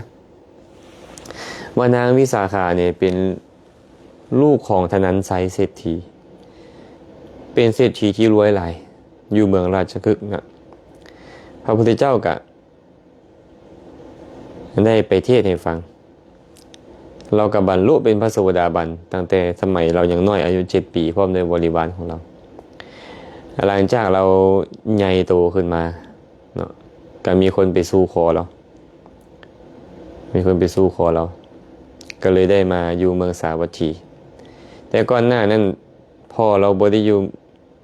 แค่นโกศลได้แต่ว่าพระเจ้าประสิทธิโกศลนี่ไปขอให้เศรษฐีมาอยู่เมืองตัวเองธนันชัยเศรษฐีก็เลยเดินทางมาอยู่เมืองสาเกตแค่นโกศลนางวิสาขานี่บรรลุธรรมตั้งแต่อายุ7 ปีตั้งแต่อย่างน้อยฟังธรรมเธอแรกเขาไปเฝ้าพระพุทธเจ้าเธอแรกก็บรรลุเป็นโสดาบันแล้วหลังจากที่นางเติบโตมาใหญ่มาได้16 ปีก็ได้แต่งงานกับลูกของเศรษฐีคนหนึ่งชื่อว่ามิคาราเศรษฐีได้เข้าไปอยู่ในตระกูลของสามีเมื่อไปอยู่ในตระกูลของสามีก่อนจะไปเนี่ยพ่อของนางก็ได้สั่งสอนเอาไว้อย่างดีไฟในอย่านำออกไฟนอกอย่านำเข้าเป็นต้นนั้นแหละก็คือบอกเบื้องต้นเด้อว่าจะบ่เล่าพิสดารเด้อเราให้ฟังพอคร่าวๆเวลานางกำลังเดินทางออกมาจากบ้านเรือนของนางพวกงัวพวกควายก็ออกตามมาจำนวนหลงหลายเมื่อมาอยู่เรือนของเศรษฐีแล้วปรากฏว่าบ่ได้เห็นพระภิกขุบ่ได้เข้าไปใกล้พระภิกขุนะก็บ่แม่นว่าบ่เห็นเลยดอกเพิ่นก็ย่างผ่านอยู่แต่บ่สามารถเฮ็ดบุญได้เนื่องจากว่าตระกูลของสามีเป็นมิจฉาทิฏฐิพ่อปู่ก็เป็นมิจฉาทิฏฐิสามีก็เป็นมิจฉาทิฏฐิบ่ได้ให้ทานบ่ได้สมาทานอุโบสถบ่ได้ฟังธรรมบ่ได้ไปกราบไหว้ภิกขุจักเทื่อ อยู่มามื้อหนึ่งพระภิกขุก็ย่างไปบิณฑบาตอยู่หน้าเรือนของเศรษฐีผู้เป็นปู่เราก็กำลังถวายงานพระกำลังเสิร์ฟเนาะ เอาอาหารมาเสิร์ฟปูแล้วก็เอาพัดเอาวีพัดให้อยู่ปรากฏว่าปูของเรานี่พอปูของเรานี่นะกำลังบริโภคอาหารอยู่เราก็เอิ้นใส่พระมายืนท่าอยู่กับบ่ใส่บาตรนะเราก็เอิ้นใส่พระว่านิมนต์พระคุณเจ้าไปเฮือนหลังอื่นเถาะขาน้อยพอปูขาน้อยกำลังกินของเก่าอยู่บอกแบบนี้ได้ทีนี้ปูได้ยินว่าลูกสะใภ้บอกว่าตัวเองกินของเก่าก็เลยเครียดแหงโกรธมานึดขึ้นด่าว่าตำหนิติเตียนสิไลให้หนี่นางวิสาขาก็เลยบอกข่อยบ่นี้ข่อยก็บ่ได้มาผู้เดียวมีพราหมณ์8คนผลมาเป็นสักขีพยานให้ข่อยพอข่อยฝากไว้ในพราหมณ์8คนให้มาดูแลข่อยคันเจ้าสิไล่ข่อยนี่ให้ไปเอิ้นพราหมณ์8คนนั่นมาแล้วมาวินิจฉัยกันว่าข่อยผิดบ่อนใดข่อยจังซี่นี้เราก็ให้เอิ้นพราหมณ์พวกนั้นมาก็มาสอบสวนปรากฏว่าถามนางวิสาขาว่าเจ้าเว้าแท้บ่ว่าปูกินของเก่านางวิสาขาก็บอกว่าแม่นข่อยเว้าคำว่านี้แท้แต่บ่ได้หมายความว่าจังซั่นคำว่าของเก่าคือกินบุญเก่าเพราะว่าอาหารวันข้าวก็ตามทรัพย์สมบัติก็ตามมันเป็นผลของบุญเก่าเราบ่เฮ็ดบุญไหมปูข่อยนี่นะข่อยก็เลยบอกว่าเรากินของเก่าคือกินบุญเก่าว่าซั่นโอ้ตกลงบ่ผิดเอามื้อก่อนหน้านั้นเด้เจ้าลงไปกลางค่ำกลางคืนหั่นลงไปเฮ็ดหยังเป็นผู้หญิงผู้หญิงลงไปกลางคืนออกจากเฮือนออกจากปราสาทไปนี่นะเราก็เล่าว่าบ่ได้ไปผู้เดียวก็ไปกับคนใช้จำนวนหลายไปเฮ็ดหยังล่ะตัวม้าตัวลามันสิเกิดลูกก็ไปซอยให้มันเกิดลูกก็เพื่อประโยชน์ภายหลังก็เพื่อพ่อปู่เพื่อผัวนั่นแหละเพื่อครอบครัวเฮือนซ่านของพ่อผัวนี่แหละบ่ได้เป็นเพื่อผู้อื่นปรากฏว่าบ่ผิดก็ว่าตอนเจ้าสิออกเฮือนมาพอเจ้าบอกว่าไฟในอย่านำออกไฟนอกอย่านำเข้าเป็นต้นเป็นหยังคือเว้าจังซั่นแล้วก็เว้าให้ฟังไฟในอย่านำออกก็คือเรื่องของพ่อผัวแม่ผัวเรื่องของครอบครัวของตัวเองอย่าไปบอกผู้อื่นอย่าบอกให้ผู้อื่นฟังอันนี้เอิ้นว่าไฟในอย่านำออกไฟนอกอย่านำเข้าก็คือการเขาตำหนิติเตียนเขาด่าเขาว่าเรื่องราวภายนอกนะเขาด่าเขาว่าเขาตำหนิติเตียนพ่อผัวแม่ผัวเป็นต้นก็บ่ต้องเอามาเว้ามันสิผิดที่เถียงกันนี่เอิ้นว่าไฟนอกอย่านำเข้าเป็นต้นสุดท้ายก็ยอมรับว่าลูกไผ่เฮานี่บ่ผิดตกลงบ่ผิดบัดนี้นางวิสาขาก็เลยบอกว่าอ้าวบัดเนี้ยข่อยบ่ผิดเด้อแต่ข่อยสิไปแล้วบัดเนี้ยข่อยสิหนีพ่อผัวก็เลยขอไว้อย่าหนีท้อลูกเอ้ยพ่อผิดเองให้เจ้าอยู่น้ำพ่อคือเก่านี่แหละนางวิสาขาก็เลยได้ขออ้างเลยบ่จังใดก็สิไปคันสิให้อยู่เนี่ยข่อยต้องสามารถไปวัดได้ข่อยต้องสามารถไปฟังธรรมได้ไปรักษาศีลอุโบสถได้ข่อยต้องเข้าไปกราบไหว้พระภิกษุสงฆ์ได้ข่อยต้องสามารถนิมนต์พระพุทธเจ้านิมนต์พระสงฆ์มาเฮือนหลังนี้ได้เฮ็ดบุญให้ทานได้ข่อยจังจะอยู่พอผัวนี่ตกลงให้อยู่มือใหม่เราก็นิมนต์พระพุทธเจ้านิมนต์พระสงฆ์มาสู่เฮือนก็เลยไปบอกพ่อผัวว่าเชิญพ่อมานั่งฟังธรรมนะเกรงใจลูกไผ่ได้บ่นี่เนาะพ่อผัวก็ได้พระพุทธเจ้าก็เสด็จเข้าไปเฮือนของมิคาราเศรษฐีพอไปสันเรียบร้อยแล้วปรากฏว่ามิคาราเศรษฐีผู้เป็นพ่อปู่นี่นะบ่ยอมเข้าไปนั่งให้พระพุทธเจ้าเห็นเอาม่านไปกั้นไว้นั่งอยู่หลังม่านโดยคิดว่าพระพุทธเจ้าจะบ่เห็นเพิ่นพระพุทธเจ้าก็เริ่มแสดงธรรมพิจารณาเห็นอุปนิสัยของมิคาราเศรษฐีก็เลยแสดงธรรมให้ถูกตรงกับอภิญญาสัยของเราฟังธรรมจบลงบรรลุเป็นพระโสดาบันฟ้าออกมากอดลูกสะใภ้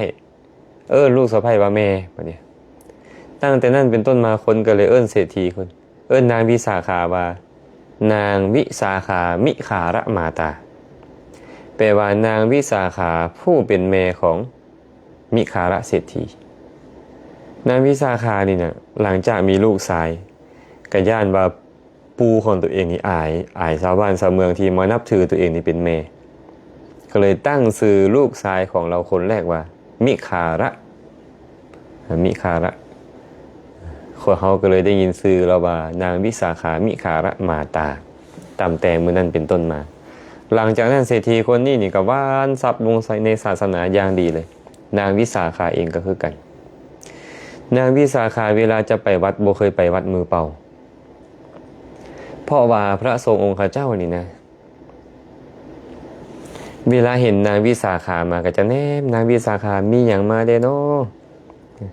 เอาหยังมาเด้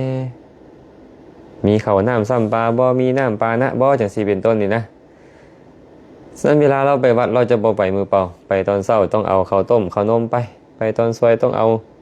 อาหารหวานข้าวไปตอนบ่ายตอนแรกก็ต้องเอาน้ำปลานะต้องเอาเภสัชไปเราจะบ่ไปวัดมือเปล่าจักเถื่อฉะนั้นผู้ใดอยากเป็นนางวิสาขาก็คืออย่าไปวัดมือเปล่าให้หาของที่สมควรไปถวายแต่ละเถื่อที่ไปนางวิสาขาเฮ็ดจังนั้นในสมัยนั้นนี่นางวิสาขาชื่อขนานนามว่าเป็นเหมือนแม่ของพระสงฆ์สามเณรในสมัยนั้นอันนี้ประวัติคนนั้นของนางวิสาขานั้นพระพุทธเจ้าก็เลยแต่งตั้งเราในตำแหน่งมหาอุบาสิกาเป็นอุบาสิกาผู้อุปถากพระพุทธเจ้าเลิศที่สุดเคยมีเรื่องเกิดขึ้นนะสมัยหนึ่งพระภิกขุนี่นะไปอาบน้ำฝนแก้ผ้าอาบนะเราให้คนใส่ไปเบิ่งกับเห็นแต่พวกแก้ผ้านึกว่าบ่เป็นพระก็กลับมาบอกแกนางวิสาขานางวิสาขาก็เลยเข้าใจนิมนต์พระพุทธเจ้ากับพระสงฆ์ไปสันอยู่เฮือนแล้วก็ขออนุญาตพระพุทธเจ้าว่าขอถวายผ้าอาบน้ำฝนขอถวายหลายอย่างเลยขอถวายหลายอย่างเลยบ่ว่าจะเป็นอาคันตุกะพัดคามิกะพัดคีลานะพัดคีลานุปัฏฐาพัดผ้าอาบน้ำฝนนี่ยังเป็นต้นนี่แหละเนาะเราขอถวายนะพระพุทธเจ้าก็ให้พรแก่เราให้เราสามารถถวายได้นับตั้งแต่มื้อนั้นเป็นต้นมาแล้วเนาะนางก็ซื้อเสียงกับฟุ้งขจรไปมีครั้งหนึ่งนางได้เครื่องประดับมาเครื่องประดับของนางนี่นะไส้ซับเก้าโกฏเห็ดมีแต่เพชรมีแต่พลอยเครื่องประดับของเรานี่มีนกยุงอยู่เทิงหัวพร้อมเป็นทูปนกยุงแล้วก็หางนกยุงซ้อยลงมาเครื่องประดับของนางนี่นักหลายต้องคนที่มีกำลังเหมือนสร้างยังใส่ได้ในสมัยพุทธกาลมีแต่3 คนเท่านั้นที่ได้เครื่องประดับแบบนี้เอิ้นว่ามหาราดาไส้ซับเก้าโกฏนี่เท่าไหร่9 โกฏ90 ล้านเห็นบ่90 ล้านไส้ซับ9 โกฏเฮ็ดนี่ขึ้นมามื้อนึงเราก็สวมเครื่องประดับแล้วเข้าไปวัดพอเข้าไปฮอดวัดปุ๊บจะเข้าไปกราบพระพุทธเจ้าแล้วก็เลยทอดเครื่องประดับออกวางไว้ในมือของคนไส้ให้คนไส้ดูแลก็เข้าไปกราบพระพุทธเจ้าพอกราบถวายบังคมพระพุทธเจ้าแล้วพระพุทธเจ้าก็แสดงธรรมให้ฟังอนุโมทนาคาถาให้เราก็ชื่นชมยินดีแล้วก็กลับในขณะที่กลับไปนั่นนะคนไส้ก็เลยลืมเครื่องประดับพระอานนท์ก็เลยไปเห็นพระอานนท์ไปเห็นแล้วก็เลยย้ายเครื่องประดับเพิ่นไปเก็บไว้บนเหมาะสมนะพอกลับไปฮอดระหว่างทางก็เลยถามคนไส้ว่าเครื่องประดับเด้ลืมว่าซั่นเอาลืมก็พากันกลับไปพอกลับไปฮอดก็ไปถามว่าเห็นเครื่องประดับเขาน้อยบ่พระอานนท์ก็บอกว่าเห็นอาตมาจับไปวางไปหั่นแล้วย้ายไปวางหั่นหากว่าข้าคุณเจ้าได้จับได้บายได้เอาไปไหว้แล้วข้าน้อยก็ถวายเลยแล้วว่าถวายแก่พระพุทธเจ้าเลยกล้าบ่พวกเขา9 โกฏ90 ล้านบ่แม่น90 ล้านกีบได้แพงกว่า90 ล้านบาทแพงกว่า90 ล้านเหรียญอีกแต่เราว่าถวายเลยพระพุทธเจ้าก็บอกว่าตถาคตบ่รับรัตนะบ่รับเงินทองเพชรนินจินดาเด้อตถาคตบ่รับพระพุทธเจ้าจะบ่รับเด้บ่แม่นแต่เงินแต่ทองเด้เพชรนินจินดารัตนะ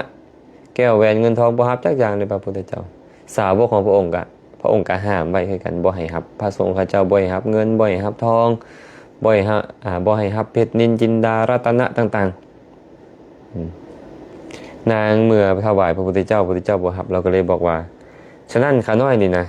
จะเอาเครื่องประดับนี่ไปขายได้เงินมาแล้วจะไปสร้างเสนาสนะถวายพระพุทธเจ้าพร้อมด้วยพระสงฆ์ก็เอาไปขายเป็นไผสิซื้อได้9 โกฏเนาะไปล้อขายทั่วเมืองก็บ่มีผู้ใดซื้อมันแพงแฮง9 โกฏ90 ล้านแพงกว่า90 ล้านบาทแพงกว่า90 ล้านเหรียญอีกในเมื่อเป็นเช่นนั้นเลาะขายแล้วบ่ได้เฮ็ดจังไดดีซื้อของตัวเอง ก็เลยเอาทรัพย์ของตัวเองนี่มาซื้อเครื่องประดับตัวเองไว้9 โกฏเอาไปสร้างปุปพารามถวาย เนาะสร้างปุพพารามถวายพระพุทธเจ้าหมดไป20 กว่าโกฏ27 โกฏทั้งสร้างทั้งสลองทั้งเฮ็ดวิหารต่างๆเอิ้นว่าวิหาร1,000 ห้องนะเราสร้างใบเมืองสาวัตถีนั้นพระพุทธเจ้าก็ไปประทับอยู่6 พรรษาเด้ประทับอยู่วัดแห่งนี้นะก็เลยได้ชื่อว่าเป็นนางมหาอุบาสิกานะวิสาขาอุบาสิกาเรื่องราวมีอีกหลายเรื่องราวของนางแต่ขอเว้าให้ฟังสำนินางก็ตั้งความปรารถนามานั่นแหละว่าในชาติใดชาติหนึ่งก็ตามขอให้ข้าพเจ้าได้เป็นอุปถายิกาเป็นผู้เข้าไปอุปถากพระพุทธเจ้าองค์ใดองค์หนึ่งในอนาคตก็เฮ็ดบุญมามักถวายทานเนาะก็เลยเป็นเหตุให้เราเกิดมาชาตินี้งามงามงามส่ำใดล่ะงามบ่มีทีติเลยนางวิสาขานี่เอิ้นว่ามีเบญจกัลยาณีเบญจกัลยาณีหรือปัญจกัลยาณีแปลว่าปัญจแปลว่า5ภาษาลาวภาษาไทยแปลว่าเบญจแปลว่า5กัลยาณีคืองามเนาะผู้มีความงาม5 ประการ5 ประการมีหยังใดวัยงามผมงามผิวงามกระดูกงามสิ้นงามว่าใบงามนี่หมายถึงไหนคำว่าใบงามก็คือเท่าปันได้อายุหลายปันได้เราก็คือผู้สาวน้อยนี่อายุเรา120 ปีแต่เหมือนผู้สาวน้อยใบของเรานี่มันงามนะบ่คือผู้เฒ่าทั่วไปคันผู้เฒ่าบรรเทาซุมื้อนี่จะเป็นจังไดไปส่องกระจกเบิ่งแต่ละคนอันนี้ก็เริ่มเฒ่าขึ้นกันแล้วนี่แฮวยานแขวรุดแขวร้อนแม่นบ่ล่ะผู้เฒ่าพวกเขาธรรมดาแต่ว่านางนี่บ่เป็นแบบนั้นเวลาไปน้ำหลานน้อยของเรานี่ไปน้ำหลานน้ำเหลนเราตอนที่จะฮู้ว่าผู้ใดเป็นนางวิสาขาให้เบิ่งตอนลุกคือลุกแล้วเอาก้นขึ้นก่อนผู้เฒ่านี่แม่นบ่ผู้เฒ่าเวลาลุกขึ้นเอาก้นขึ้นก่อนแต่คันเวลาเรานั่งอยู่กับลูกกับหลานเราเวลาเราย่างไปกับลูกกับหลานเราจำแนกแทบบ่ออกเลยในความเรายังเป็นผู้มีวัยงามนะอันนี้เอิ้นว่าวัยงามผมงามดีล่ะผมเราเนี่ยเลื่อมดำอยู่ตลอดเลยเนาะผมนี่สวยลงไปแล้วก็ปลายก็งอขึ้นหน่อยนึงอันนี้เป็นธรรมดาของเราเลยว่าผมงามผิวก็งามผิวพรรณของเรางามบ่ต้องทาเครื่องรูปไล่ของหอมก็งามนะผิวเรางามนะกระดูกงามดีล่ะกระดูกหมายถึงแข้วเรานี่ขาวจนใสหมดแล้วขาวงามหลายขาวแข้วเรานี่นะงามแบบบ่มีทีติเลยสิ้นงามก็คือหิมศพหิมปากของเราบ่คือพวกเขาดอกเนาะหิมศพเราแดงอยู่ตลอดเลยแดงเหมือนกับหมากกระโดมเหมือนกับหมากตำนินสุกเขาก็เห็นบ่หมากตำนินสุกหมากกระโดมสุกนะแดงงามอยู่เป็นนั่นแหละบ่ต้องทาลิปสติกก็งามนี่เรียกว่าเบญจกัลยาณีของเรานี่งาม5 ประการชื่อเด้อใบงามผมงามผิวงามกระดูกงามสิ้นงาม5 อย่างนะย้อนบุญที่เราเฮ็ดไว้ในอดีตวันนี้ก็เว้าสู่ฟังคร่าวๆผู้ใดต้องการฟังเรื่องราวเพิ่มเติมก็สามารถไปเปิดเบิ่งตาม YouTube ตามอย่างใดเนาะเมียจอยน้อมนมัสการพระอาจารย์สาธุเด้อมาดามลินด้าสิวะมีระวงศาการนมัสการพระอาจารย์วัดพระอาจารย์ถ้าจะไปปฏิบัติมีหนังสืออย่างใดขน้อยอยากจะไปปฏิบัติบ่ก็มีใบยังยืนที่อยู่อีกอย่างไปเนาะเพื่อให้ทางอำนาจการปกครองเขาเจ้าได้ฮู้นำเพื่อให้เขาคุ้มครองป้องกันดูแลเราได้ก็มีใบยังยืนที่อยู่ไปส่วนเครื่องใส่ของซอยส่วนตัวก็นำไป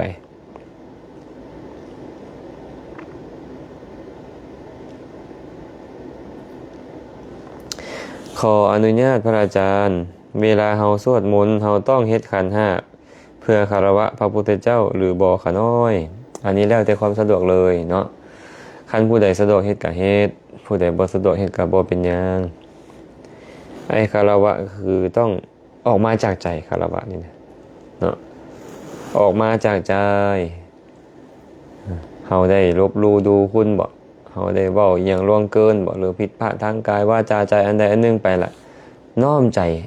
ขอโทษเพิ่นเอาเปล่งออกมาทางวาจาหรือบ่เปล่งก็ตามได้ขันธ์ห้าเป็นเพียงเครื่องประกอบเนาะถึงแม้นว่าบ่มีขันธ์ห้าขันธ์แปดจังเลยก็คารวะได้ขอคารวะก็คือขอโทษขอโพยทำความเคารพนอบน้อมต่อเพิ่นนั้นขันธ์ห้าเอามาประกอบเพื่อเป็นการบูชาขันเจ้าอยากได้บุญเพิ่มก็เอาขันธ์ห้ามาอาจารย์แต่งให้งามกว่าขันธ์ห้าได้บ่ล่ะแต่งเฮ็ดดีๆงามๆเลยแฮงดีกว่าขันธ์ห้านั่นอีกขันมีดอกไม้ธูปเทียนแต่งดีๆงามๆแฮงดีเนาะแฮงดีเด้อ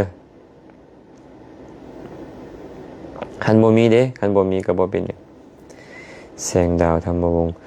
สาธุขอกราบนมัสการขออนุญาตสอบถามพระอาจารย์แดว่าการที่เฮาสวดมนต์กับการนั่งสมาธิอันใดได้กุศลหลายกว่ากันพระอาจารย์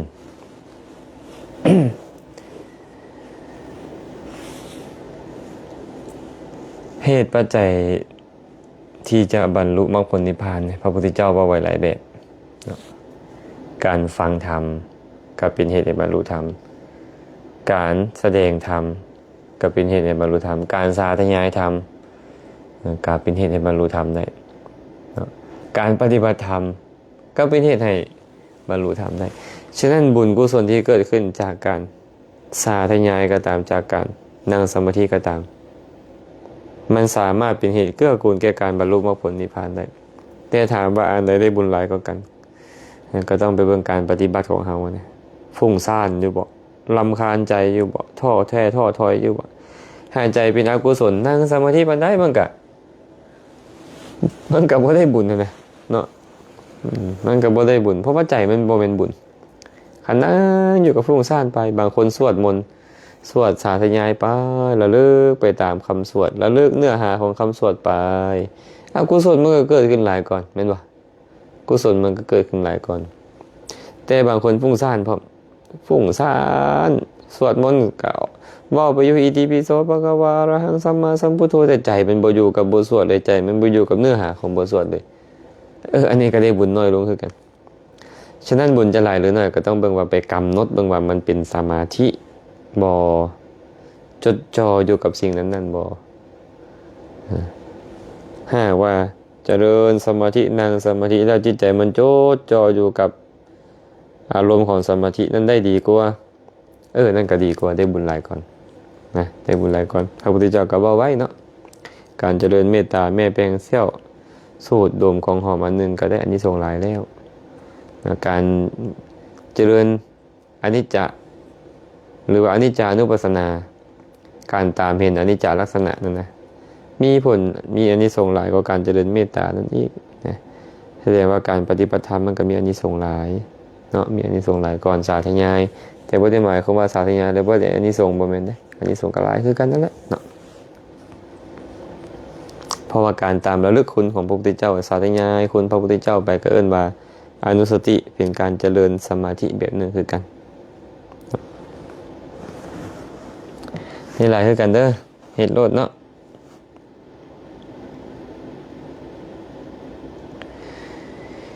สาธุขอกราบถามพระอาจารย์ตอนแม่เฒ่ายังมีชีวิตเฮาบ่ได้เบิ่งเพิ่นเต็มพอเพิ่นเสียไปแล้วคือว่ามารู้สึกผิดตามหลังอยู่ในใจตลอดว่าตอนเพิ่นยังอยู่คือบ่เบิ่งเพิ่นให้เต็มที่ขอพระอาจารย์ชี้แจงให้ฟังแดความจริงแล้วความผิดแบบนี้นี่ควรทิ่มเด้อควรทิ่มไปความผิดแบบนี้นะเพิ่นเอิ้นว่าวิปฏิสารนี่เป็นอกุศลอย่างเดียวเนาะเพิ่นตายไปแล้วนี่นะเฮาบ่มีหน้าที่มาน้อยเนื้อต่ำใจแล้วคันหากเฮามาน้อยเนื้อต่ำใจเอิ้นว่าวิปฏิสารเป็นบาปอกุศลหากเจ้าระลึกถึงคุณของแม่เฒ่าเจ้าได้แท้ว่าเพิ่นมีคุณต่อเฮาแท้ตอนนั้นเฮาบ่ได้เฮ็ดดีปานใดเนาะก็เฮ็ดบุญให้กุศลเฮ็ดอย่างอื่นบ่ได้แล้วเฮ็ดบุญให้กุศลเท่านั้นเจ้าก็เฮ็ดบุญให้กุศลล่ะให้ทานบ่สมาทานศีลเจริญภาวนาก็อุทิศบุญให้เราเฮ็ดโลดคันมันนึกถึงเราแล้วข่อยคือบ่เฮ็ดดีตอนเพิ่นยังอยู่หั่นนะข่อยคือซัวแท้นี่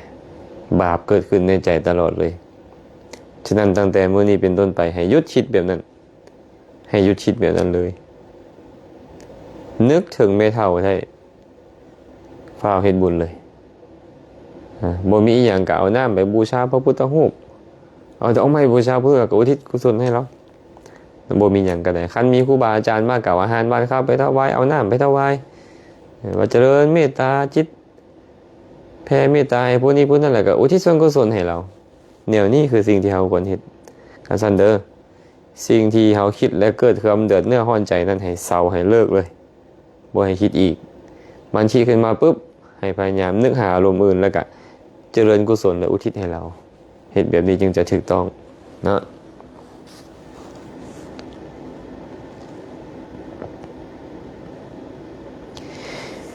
ชื่ออย่างน้อนี่นะมาริดาวะมาริดาวิสวัสดิ์ขานอ่านชื่อบ่ถูกก็ขออภัยเด้อกราบพระอาจารย์ข้าน้อยขอถามแน่สมมุติเฮ็ดบุญให้เจ้าทีเจ้าฐานเจ้าดินเจ้าดอนแต่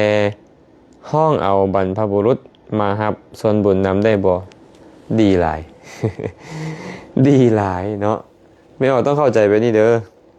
เวลาเฮาเฮ็ดบุญสมมุติไม่ออกวิรดาจะมาเอิ้นบ่ถูกขออภัยมาริดาเนาะ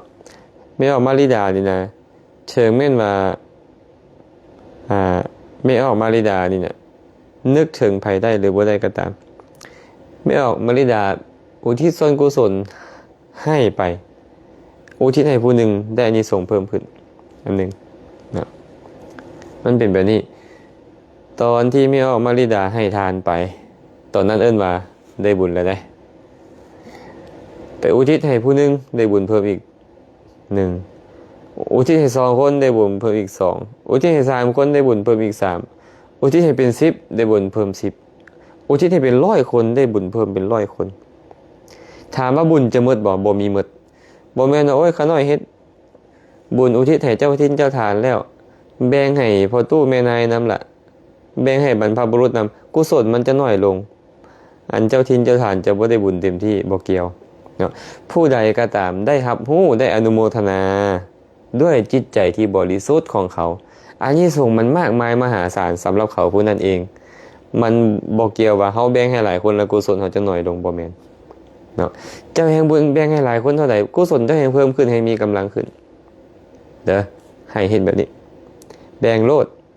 คือหลายพวกเฮาเฮ็ดบุญหาผู้ตายเท่านี้จิตตมรณานิพอตู้นั่นจิตตมรณานิสังคสะเทมะขอแบ่งบุญให้พอตู้นี่เด้ออ้าวและญาติกาวงศาเฮาที่ตายไปอีกหลวงหลายเดี๋ยวเขาสิเอาบุญนำเฮาได้จังได๋เมื่อเฮาบ่ได้แบ่งให้เขาเจ้าเฮ็ดบุญหาผู้ใดก็ตามแต่โอ้ยข่อยคิดฮอดพอข่อยเด้ข่อยเคยคิดฮอดพอตู้ข่อยเด้ข่อยเฮ็ดบุญหาเราก่อนนะ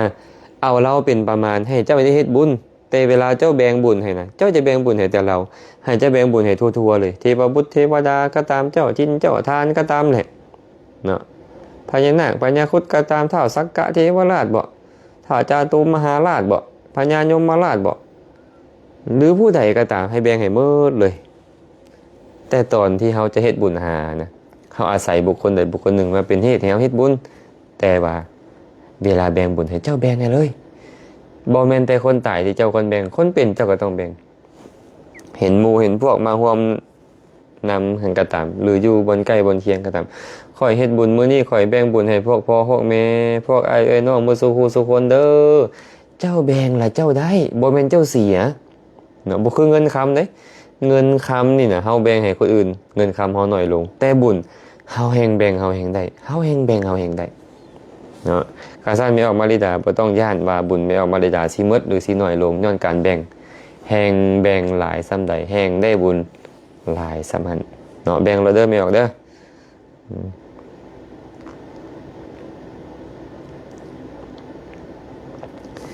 พระอาจารย์ตอนนั่งสมาธิจะผ่านเวทนาได้แนวใดมีเทคนิคแนวใดบ่คะน้อยเวลาเรานั่งสมาธิเนาะมันนั่งไปได้จากระยะหนึ่งมันจะรู้สึกเจ็บปวดซึ่งเป็นธรรมดาเนาะเป็นธรรมดาคนทุกคนที่ต้องเจอแบบนี้นะแต่สิ่งที่เราต้องเข้าใจมันก็คือว่ามันเป็นเพียงธรรมชาติอย่างหนึ่งที่เกิดขึ้นมันบ่แม่นเฮามันบ่แม่นของเฮาหั่นขั้นตอนใดก็ตามเฮาไปโจดจ่ออยู่กับมันเฮาก็ทุกข์ เพราะมันเจ็บปวดท่านเจ้าก็เลยบ่ต้องลืมสิ่งที่เจ้าเจริญอยู่หั่นเจ้าเจริญกรรมฐานหมวดใดเจ้าเจริญกรรมฐานหมวดลมหายใจ เจ้าก็เบิ่งแต่ลมหายใจเจ้าจะไปสนมันในบ่อนเจ็บหั่นนะคันเมื่อเฮาบ่สนมันก็ทุกข์หน่อยลงเอามาสังเกตเบิ่งเนาะตอนเฮานั่งลมกับหมู่ยุงกัดเขาบ่ได้สนใจยุงกัดมันก็เลยคือบ่เจ็บบ่คันอีหยังบาดมาสนใจมันมันเริ่มคันอันนี้คือกันได้การนั่งสมาธิคือกันคันจะเอาใจไปโจดจ่อในบนที่มันเจ็บมันปวดมันก็แห้งเจ็บแห้งปวดเพิ่มขึ้นมันแห้งปรากฏชัดเจนขึ้นฉะนั้นมันเจ็บมันปวดกับยามันเข้าใจมันเป็นธรรมดาแบบนี้แหละแล้วก็ใส่ใจเอาสติไปโจดจ่อเบิ่งแต่ลมหายใจเป็นต้นผู้ใดเจริญลมหายใจเจริญอานาปานสติก็เบิ่งแต่ลมหายใจบ่ต้องไปใส่ใจบนที่เจ็บนั้นแล้วมันก็จะผ่านไปเองเนาะ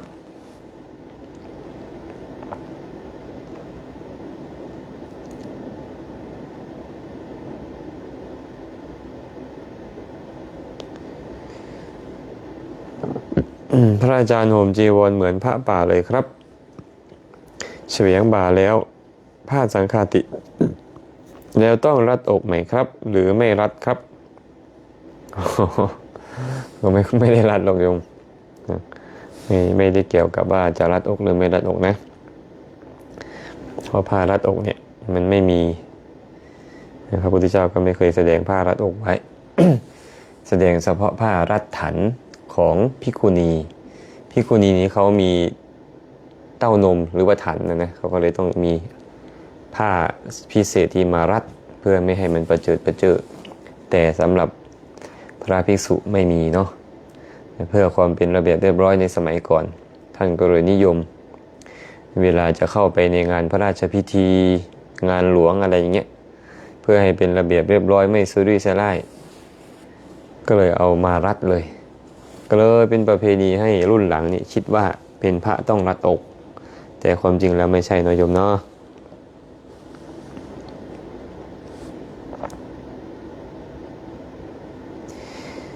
รัตดาโวนราชพลน้อมนมัสการอาจารย์ฟังจากนานกเขียนนานกเขียนอยู่ทางใดเนาะนานกเขียนบ้านนานกเขียนวะ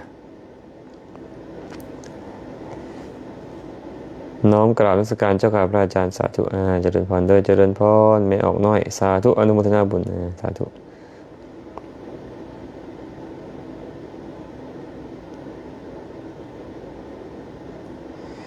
ขอโอกาสอีกข้อหนึ่งเด้อขน้อยขอพระอาจารย์อธิบายเรื่องวิถีจิต17คณะโดยสังเขปในขน้อยเคยอ่านหลายรอบแต่บ่ค่อยเข้าใจ วิถีจิต17คณะวิธีจิตมันมีหลายวิธีเนาะแต่ว่าคำว่าวิธีจิตขณะนี้เพิ่นคงจะหมายถึงอายุของรูปกับอายุของจิตที่เทียบกันจิตกับรูปนี่นะต่างกับมีการเกิดการดับรูปก็เกิดขึ้นตั้งอยู่ดับไปจิตก็เกิดขึ้นตั้งอยู่ดับไปแต่ว่ารูปเกิดขึ้นดับไปเทื่อนึงซ้ำกับจิตเกิดขึ้นและดับไปเกิดขึ้นและดับไปเกิดขึ้นและดับไป17เทื่อเพิ่นเลยเอามาเทียบกันนะว่าจิตเกิดขึ้นดับไป17เทื่อซ้ำรูปเกิดขึ้นดับไปเทื่อนึงความไวของการเกิดดับนั้นเท่านี้แหละอันเรื่องเกี่ยวกับจิต17ขณะนี่นะเนาะ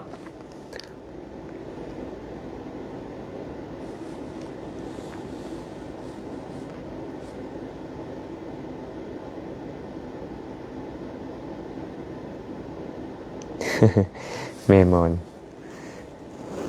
นจันสมรเนาะกราบนมัสการข้าน้อยขอโอกาสถามขอให้พระอาจารย์อธิบายเกี่ยวกับชมพูทวีปหมายความว่าแนวใดข้าน้อยชมพูทวีป มันมาจากคำว่าชัมพูหรือชมพูเขาเอิ้นชมพูทวีปะหมายถึงเกาะหรือสถานที่ชมพูทวีปก็หมายถึงเกาะหรือสถานที่ที่มีต้นว่าชัมพูอยู่กับต้นว่า ทวีปนี่นะมีต้นว่าใหญ่เป็นเครื่องหมายเลยเอิ้นทวีปนี้ว่าชมพูทวีปคือทวีปที่มีต้นว่าเอิ้นว่าทวีปที่มีต้นว่าเนาะฉะนั้นทวีปนี่มี4เด้อทวีปใหญ่มี4 1ชมพูทวีป2อุตรากุรุทวีป3อามาระโคยานะทวีป4ปุพพวิเทหทวีปทวีปใหญ่นี่มี4นะแต่ว่าพวกเขาอาศัยอยู่นี่เขาอาศัยอยู่ชมพูทวีปเนาะ3ทวีปนั้นบ่ได้มีให้เฮาเห็นเฮาบ่เห็นเฮาบ่สามารถเห็นได้นี่มีแต่ผู้ที่มีฤทธิ์เขาจะสามารถเห็นได้ไปได้พวกเขาเลยอยู่ที่กันชมพูทวีปและมีทวีปน้อยคือเกาะน้อยอีก 2,000 เกาะ 2,000 ทวีปอันนี้ก็บอกให้ฟังแบบใหญ่ๆก่อนแต่ว่าในโวหารของพระไตรปิฎกโวหารของการเอิ้นขานกันมาในอดีตนี่นะแม้แต่ในชมพูทวีปนี่นะก็ยังเอิ้นชมพูทวีปเข้าไปในนั้นอีกอย่างเช่นแถวประเทศอินเดียนี่เขาเอิ้นว่าชมพูทวีปนอกจากนั้นเขาก็เอิ้นว่าชนบทไปทีนะเนาะฉะนั้นบางโวหารเนี่ยเอิ้นแถวอินเดียนั่นนะเอิ้นว่าชมพูทวีปอย่างเช่นเรื่องของพระถังซัมจั๋งเป็นบ่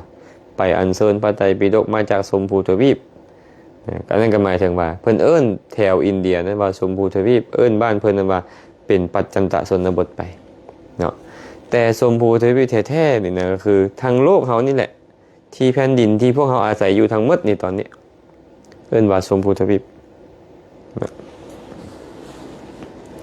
ทวีปเฮานี่มีต้นว่าใหญ่ต้นว่าสูงเป็นหลายโยชน์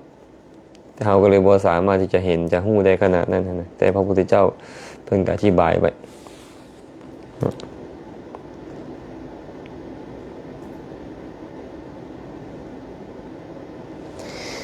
ขอถามแด่ข้าน้อยนางเบิ่งลมยามใดอยากหลับยามนั้นมีวิธีแก้ไขแนวใดท่านผู้เจริญ เบิ่งลมแล้วหลับแสดงว่าบ่ได้เบิ่งลมลืมลมอันนั้นคันเบิ่งลมแล้วหลับว่าลืมลมคันยังเบิ่งลมอยู่ปกติมันก็จะเห็นลมอยู่ปกติอันนี้แสดงว่าเฮาลืมลม คันอยากให้บ่หลับนะก็มีวิธีด้วยเนาะพยายาม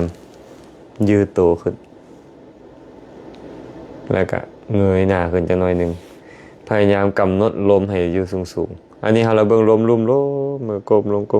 งนั่นเป็นเหตุให้หลับให้เฮาพยายาม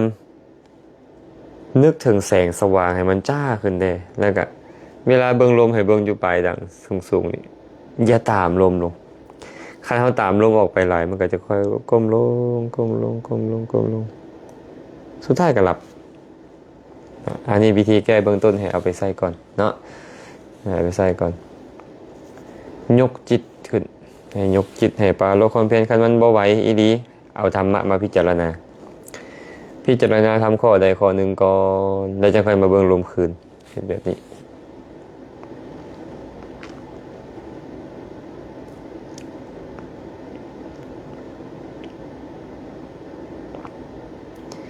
ขอนมัสการขอถามแนว่าพระอาจารย์กลับมาแต่ต่างประเทศแล้วบ่โอ้ยังเดินโยมได้ตอนนี้ยังอยู่ประเทศศรีลังกาอยู่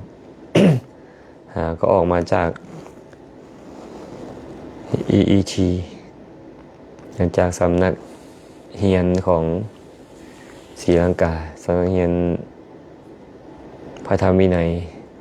อยู่ศรีลังกาไปเยี่ยมยามเพื่อนสาธมิกลูกศิษย์ลูกหาที่เพิ่นเคยไปเฮียนอยู่วัดปานาคามแล้วเพิ่นเดินทางมาเฮียนอยู่ศรีลังกาได้2 ปีครึ่งแล้วก็เลยมีโอกาสได้มาก็เลยไปยามเพิ่นไปเยี่ยมเพิ่นก็เข้ามากรุงโคลัมโบ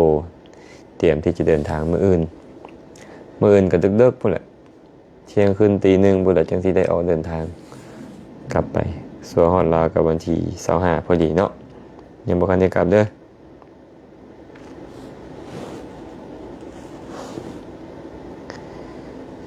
ขออนุญาตถามพระอาจารย์เป็นสามเณรห่มจีวรคือพระอาจารย์ห่มได้บอกเขาหน่อยค ความจริงแล้วเนนต้องห่มผ้าคือพระห่มแบบใดเนนต้องห่มแบบนั้นบ่มีแสดงไว้พิเศษสำหรับเนนพระห่มจีวรแบบใดเนนห่มจีวรแบบนั้นไม่ได้ว่าพระนี่นะอยู่ในวัดห่มแนวหนึ่งอยู่ในบ้านห่มแนวหนึ่งสามเณรก็คือกันสามเณรกับควรห่มเหมือนพระเวลาไปในบ้านก็ต้องปิดไหล่ปิดลุมคอปิดคอมือ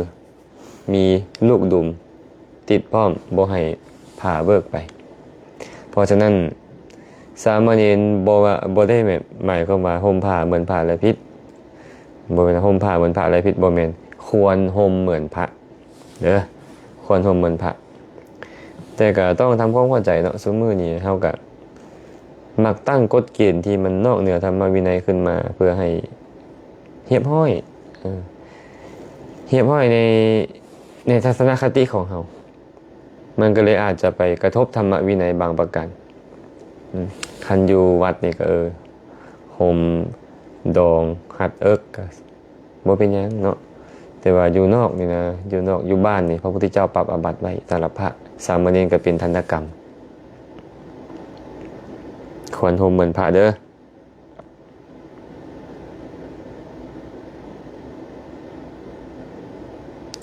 อาจารย์ข้าน้อยรู้สึกว่าตัวเองบ่มีค่าเกิดมาบ่คือหมู่ครูทุกข์ใจตลอดชีวิตเลยก็ดีแล้วยังฮู้ว่าตัวเองฮู้ตัวว่าเป็นแบบนั้นคันบ่ฮู้เลยว่าเฮานี่เป็นแบบนั้นนี่บ่ได้คันแสดงว่าเฮาฮู้ตัวเฮาคิดว่าเฮาบ่มีค่าเฮาก็ต้องเฝ้าเฮ็ดแนวที่มีค่าแม่นบ่ความคิดแบบนี้นี่ให้ค่า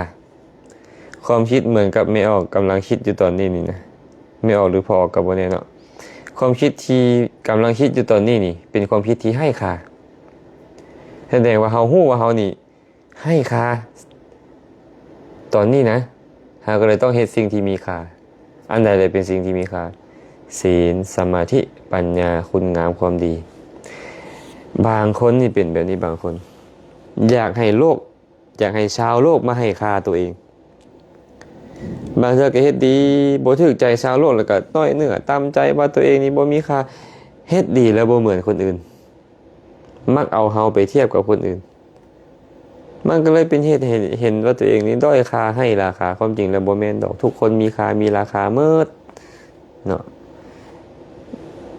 ราคาของคนบ่ได้อยู่ที่ว่ามีเงินหลายบ่ได้อยู่ที่ว่ายศถาบรรดาศักดิ์สูงส่งอันนั้นเป็นผลของการกระทำในอดีตของเขาเฮ็ดให้เขามีเงินหลายเฮ็ดให้เขามียศถาบรรดาศักดิ์แต่คุณค่าของคนที่แท้จริงก็คือคุณธรรมคิดดีเว้าดีเฮ็ดดี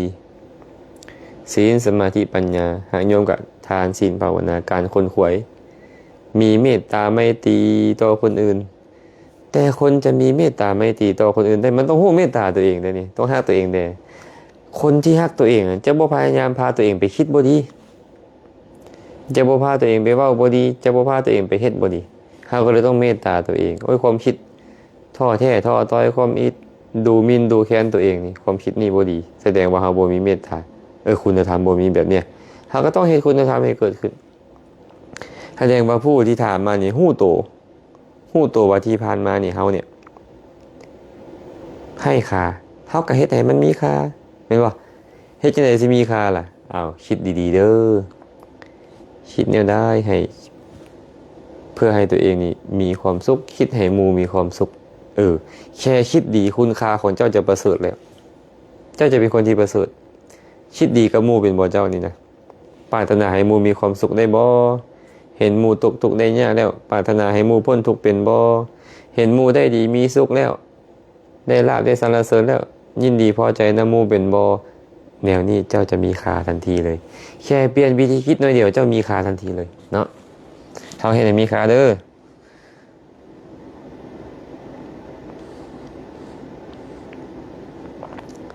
ครับอาจารย์สาธุสุมิตา พันวะมือนี้ได้หู้อย่างกระจ่างแจ้งแล้วสาธุอาจารย์มีโยมหลายคนถามก็น้อยอาจารย์จะมาลามือใดคะน้อย จะกลับมืออื่นแต่น่าจะมือหือฮอดเนาะจะกลับมืออื่นมือหือพุ่นละจังสิฮอดเด้อแต่บ่ฮู้ว่าจะฮอดวัดบ่ ฮอดลาวนี่ฮอดมือหือเนาะ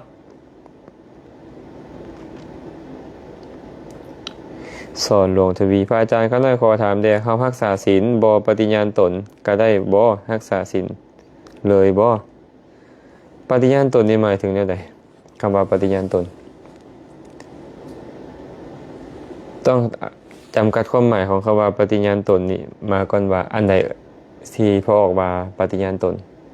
เนาะการรักษาศีลเราต้องรู้ว่าศีลคือหยังศีลคือความตั้งใจจะงดเว้นหรือความงดเว้นได้หากเจ้าตั้งใจจะงดเว้นก็คือว่าเจ้ารักษาศีลเจ้าจะเว้าออกมาทางปากหรือบ่เว้าออกมาก็ตามจะบอกว่าปานาติปาตาเวรมณีอทินนาทานาเวรมณีหรือบ่เว้าก็ตามหากความตั้งใจว่าข้าพระเจ้าจะบ่ฆ่าสัตว์จะบ่ลักทรัพย์จะบ่ประพฤติผิดในกามจะบ่เว้าโตจะบ่ดื่มน้ำเมาเกิดขึ้นในใจเจ้าตอนใดตอนนั้นเจ้าเอิ้นว่าผู้มีศีลผู้รักษาศีลและต้องไปเอาจากไผศีลก็บ่ต้องเอาจากไผก็คือตั้งใจขึ้นมาต้องไปปฏิญาณกับไผก็บ่ต้องไปปฏิญาณกับไผตั้งใจขึ้นมาแต่ไปปฏิญาณต่อหน้าครูบาอาจารย์ดีบ่ดีเพิ่นจะเป็นหลักฐานเป็นปัญญาให้เฮาและเฮานึกถึงเพิ่นแล้วเฮาจะบ่ล่วงละเมิดได้ง่ายๆเนาะฉะนั้นเด้อการรักษาศีลจะเว้าหรือบ่เว้าก็เอิ้นว่ารักษาศีลหากมีความตั้งใจจะงดเว้นเนาะเพราะศีลคือความตั้งใจงดเว้นนี่ออกตุกพลอย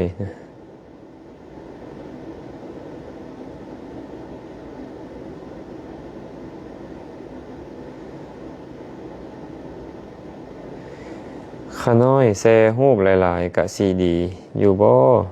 อาจารย์สวยตอบขาน้อยเด้เนาะคังบ่ได้เฮ็ดหยังรูปนี่วะเฮาอ่านแล้วเฮาก็บ่เข้าใจว่าเพิ่นเขียนหมายถึงหยังน่าจะหมายถึงว่าเพิ่นแซ่รูปเพิ่นสิได้บุญบ่สิดีบ่คันว่าแซ่เพื่อให้คนอื่นได้ความอนุโมทนาบุญนั่นก็ได้บุญเนาะคันแซ่เล่นหัวก็บ่ได้บุญอาจารย์ครับรู้สาเหตุที่พระพุทธศาสนาล่มสลายในอินเดียไหมครับสาเหตุที่พุทธล่มสลายในอินเดียเบื้องต้นเลยก็คืออยากทำอะไรให้เข้ากับญาติโยมให้ได้อินเดียศาสนาล่มสลายลงก็เพราะว่าพระอยากทำตัวให้เข้ากับโยมให้ทันยุคทันสมัยเมื่อโยมชอบอะไรถึงแม้ต้องทิ้งธรรมวินัยเขาก็ทำได้ไม่ว่าจะเป็นการทำฝ้ายผูกแขนไม่ว่าจะเป็นการรดน้ำมนต์ไม่ว่าจะเป็นการทำพระเทวรูปอะไรขึ้นมาเนี่ยเพื่อให้เข้ากับญาติโยมให้ได้ทำตัวให้เข้ากับญาติโยมให้ได้เพราะเหตุนี้โดยทิ้งหลักธรรมหลักวินัยเมื่อเราอยากทำตัวให้เข้ากับโยมทิ้งหลักธรรมหลักวินัยศาสนาก็เริ่มเสื่อมคลอยลงจนท้ายที่สุดก็โดนศาสนาอื่นกลืนไปอย่างต้นๆเนี่ยฮินดูกลืนไปหมดเลยนะศาสนาพุทธที่อินเดียเนี่ยกลืนไปแต่มาพังทลายลงจริงๆก็ถูกคนนอกศาสนาล้างเผ่าพันธุ์เลยพูดอย่างนี้ก็น่าจะว่าได้สมัยที่เผานารันทาศาสนาก็ล่มสลายลงที่ประเทศอินเดียแต่เบื้องต้นนี่นะเกิดมาจากพระเนี่ยพระต้องการทำตัวให้เข้ากับญาติโยมได้เมื่ออยากให้เข้ากับญาติโยมทำอย่างไรญาติโยมจะมาวัดทำอย่างไรญาติโยมจะเข้าว่าทำอย่างไรญาติโยมจะถูกใจศาสนาอื่นเขาทำอย่างไรให้เข้ากับญาติโยมได้เราก็ทำบ้าง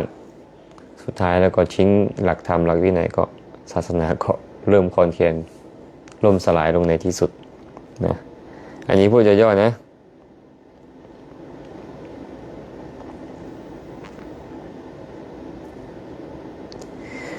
เขาเนี่ยสอบถามเจ้าค่ะถ้าคนไทยไปเรียนอภิธรรมที่วัดพระอาจารย์จะสะดวกหรือเปล่าคะถ้ามีที่พักพาอาศัยดีก็ อาจจะได้อยู่นะโยมนะ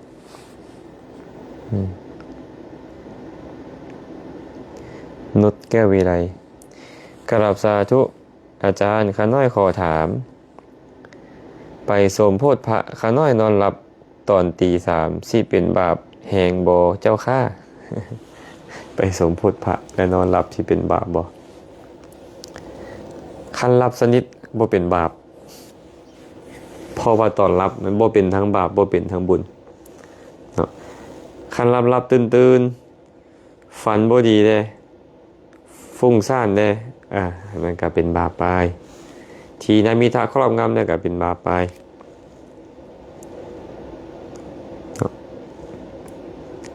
อันสั้นบาปบุญนี่เนี่ยมันบ่ได้อยู่ที่หลับนอนหรือบ่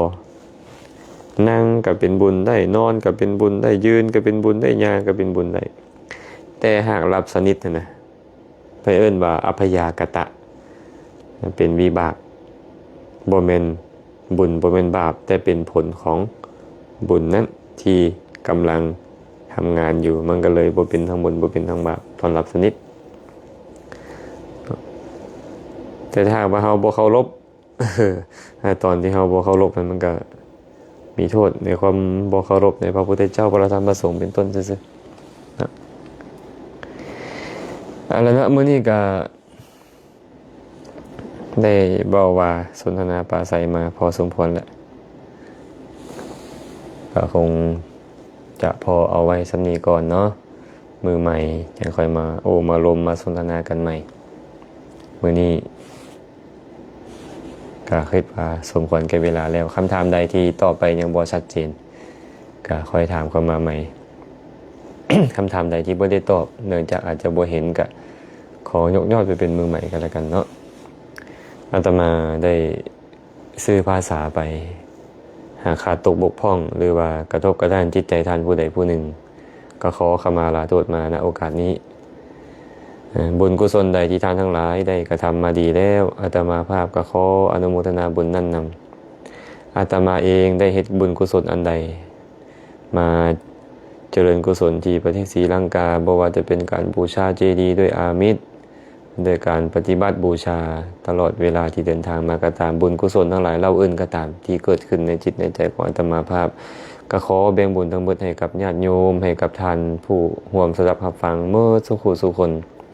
ขอให้ท่านทั้งหลายจงเป็นผู้มีส่วนในบุญนี้ขอให้สรรพสัตว์ทั้งหลายจงเป็นผู้มีส่วนในบุญนี้ขอให้สรรพสัตว์ทั้งหลายจงเป็นผู้มีความสุขโดยทั่วกันท้ายที่สุดแล้วก็ขอให้กุศลทั้งหมดจงสะท้อนย้อนกลับมาให้ทุกคนทุกท่านจงได้ประสบพบเจอแต่ความสุขปราศจากทุกข์ทั้งปวงจงได้บรรลุถึงมรรคผลนิพพานในอนาคตการอันใกล้นี้โดยทั่วกันทุกท่านทุกคนเทอญ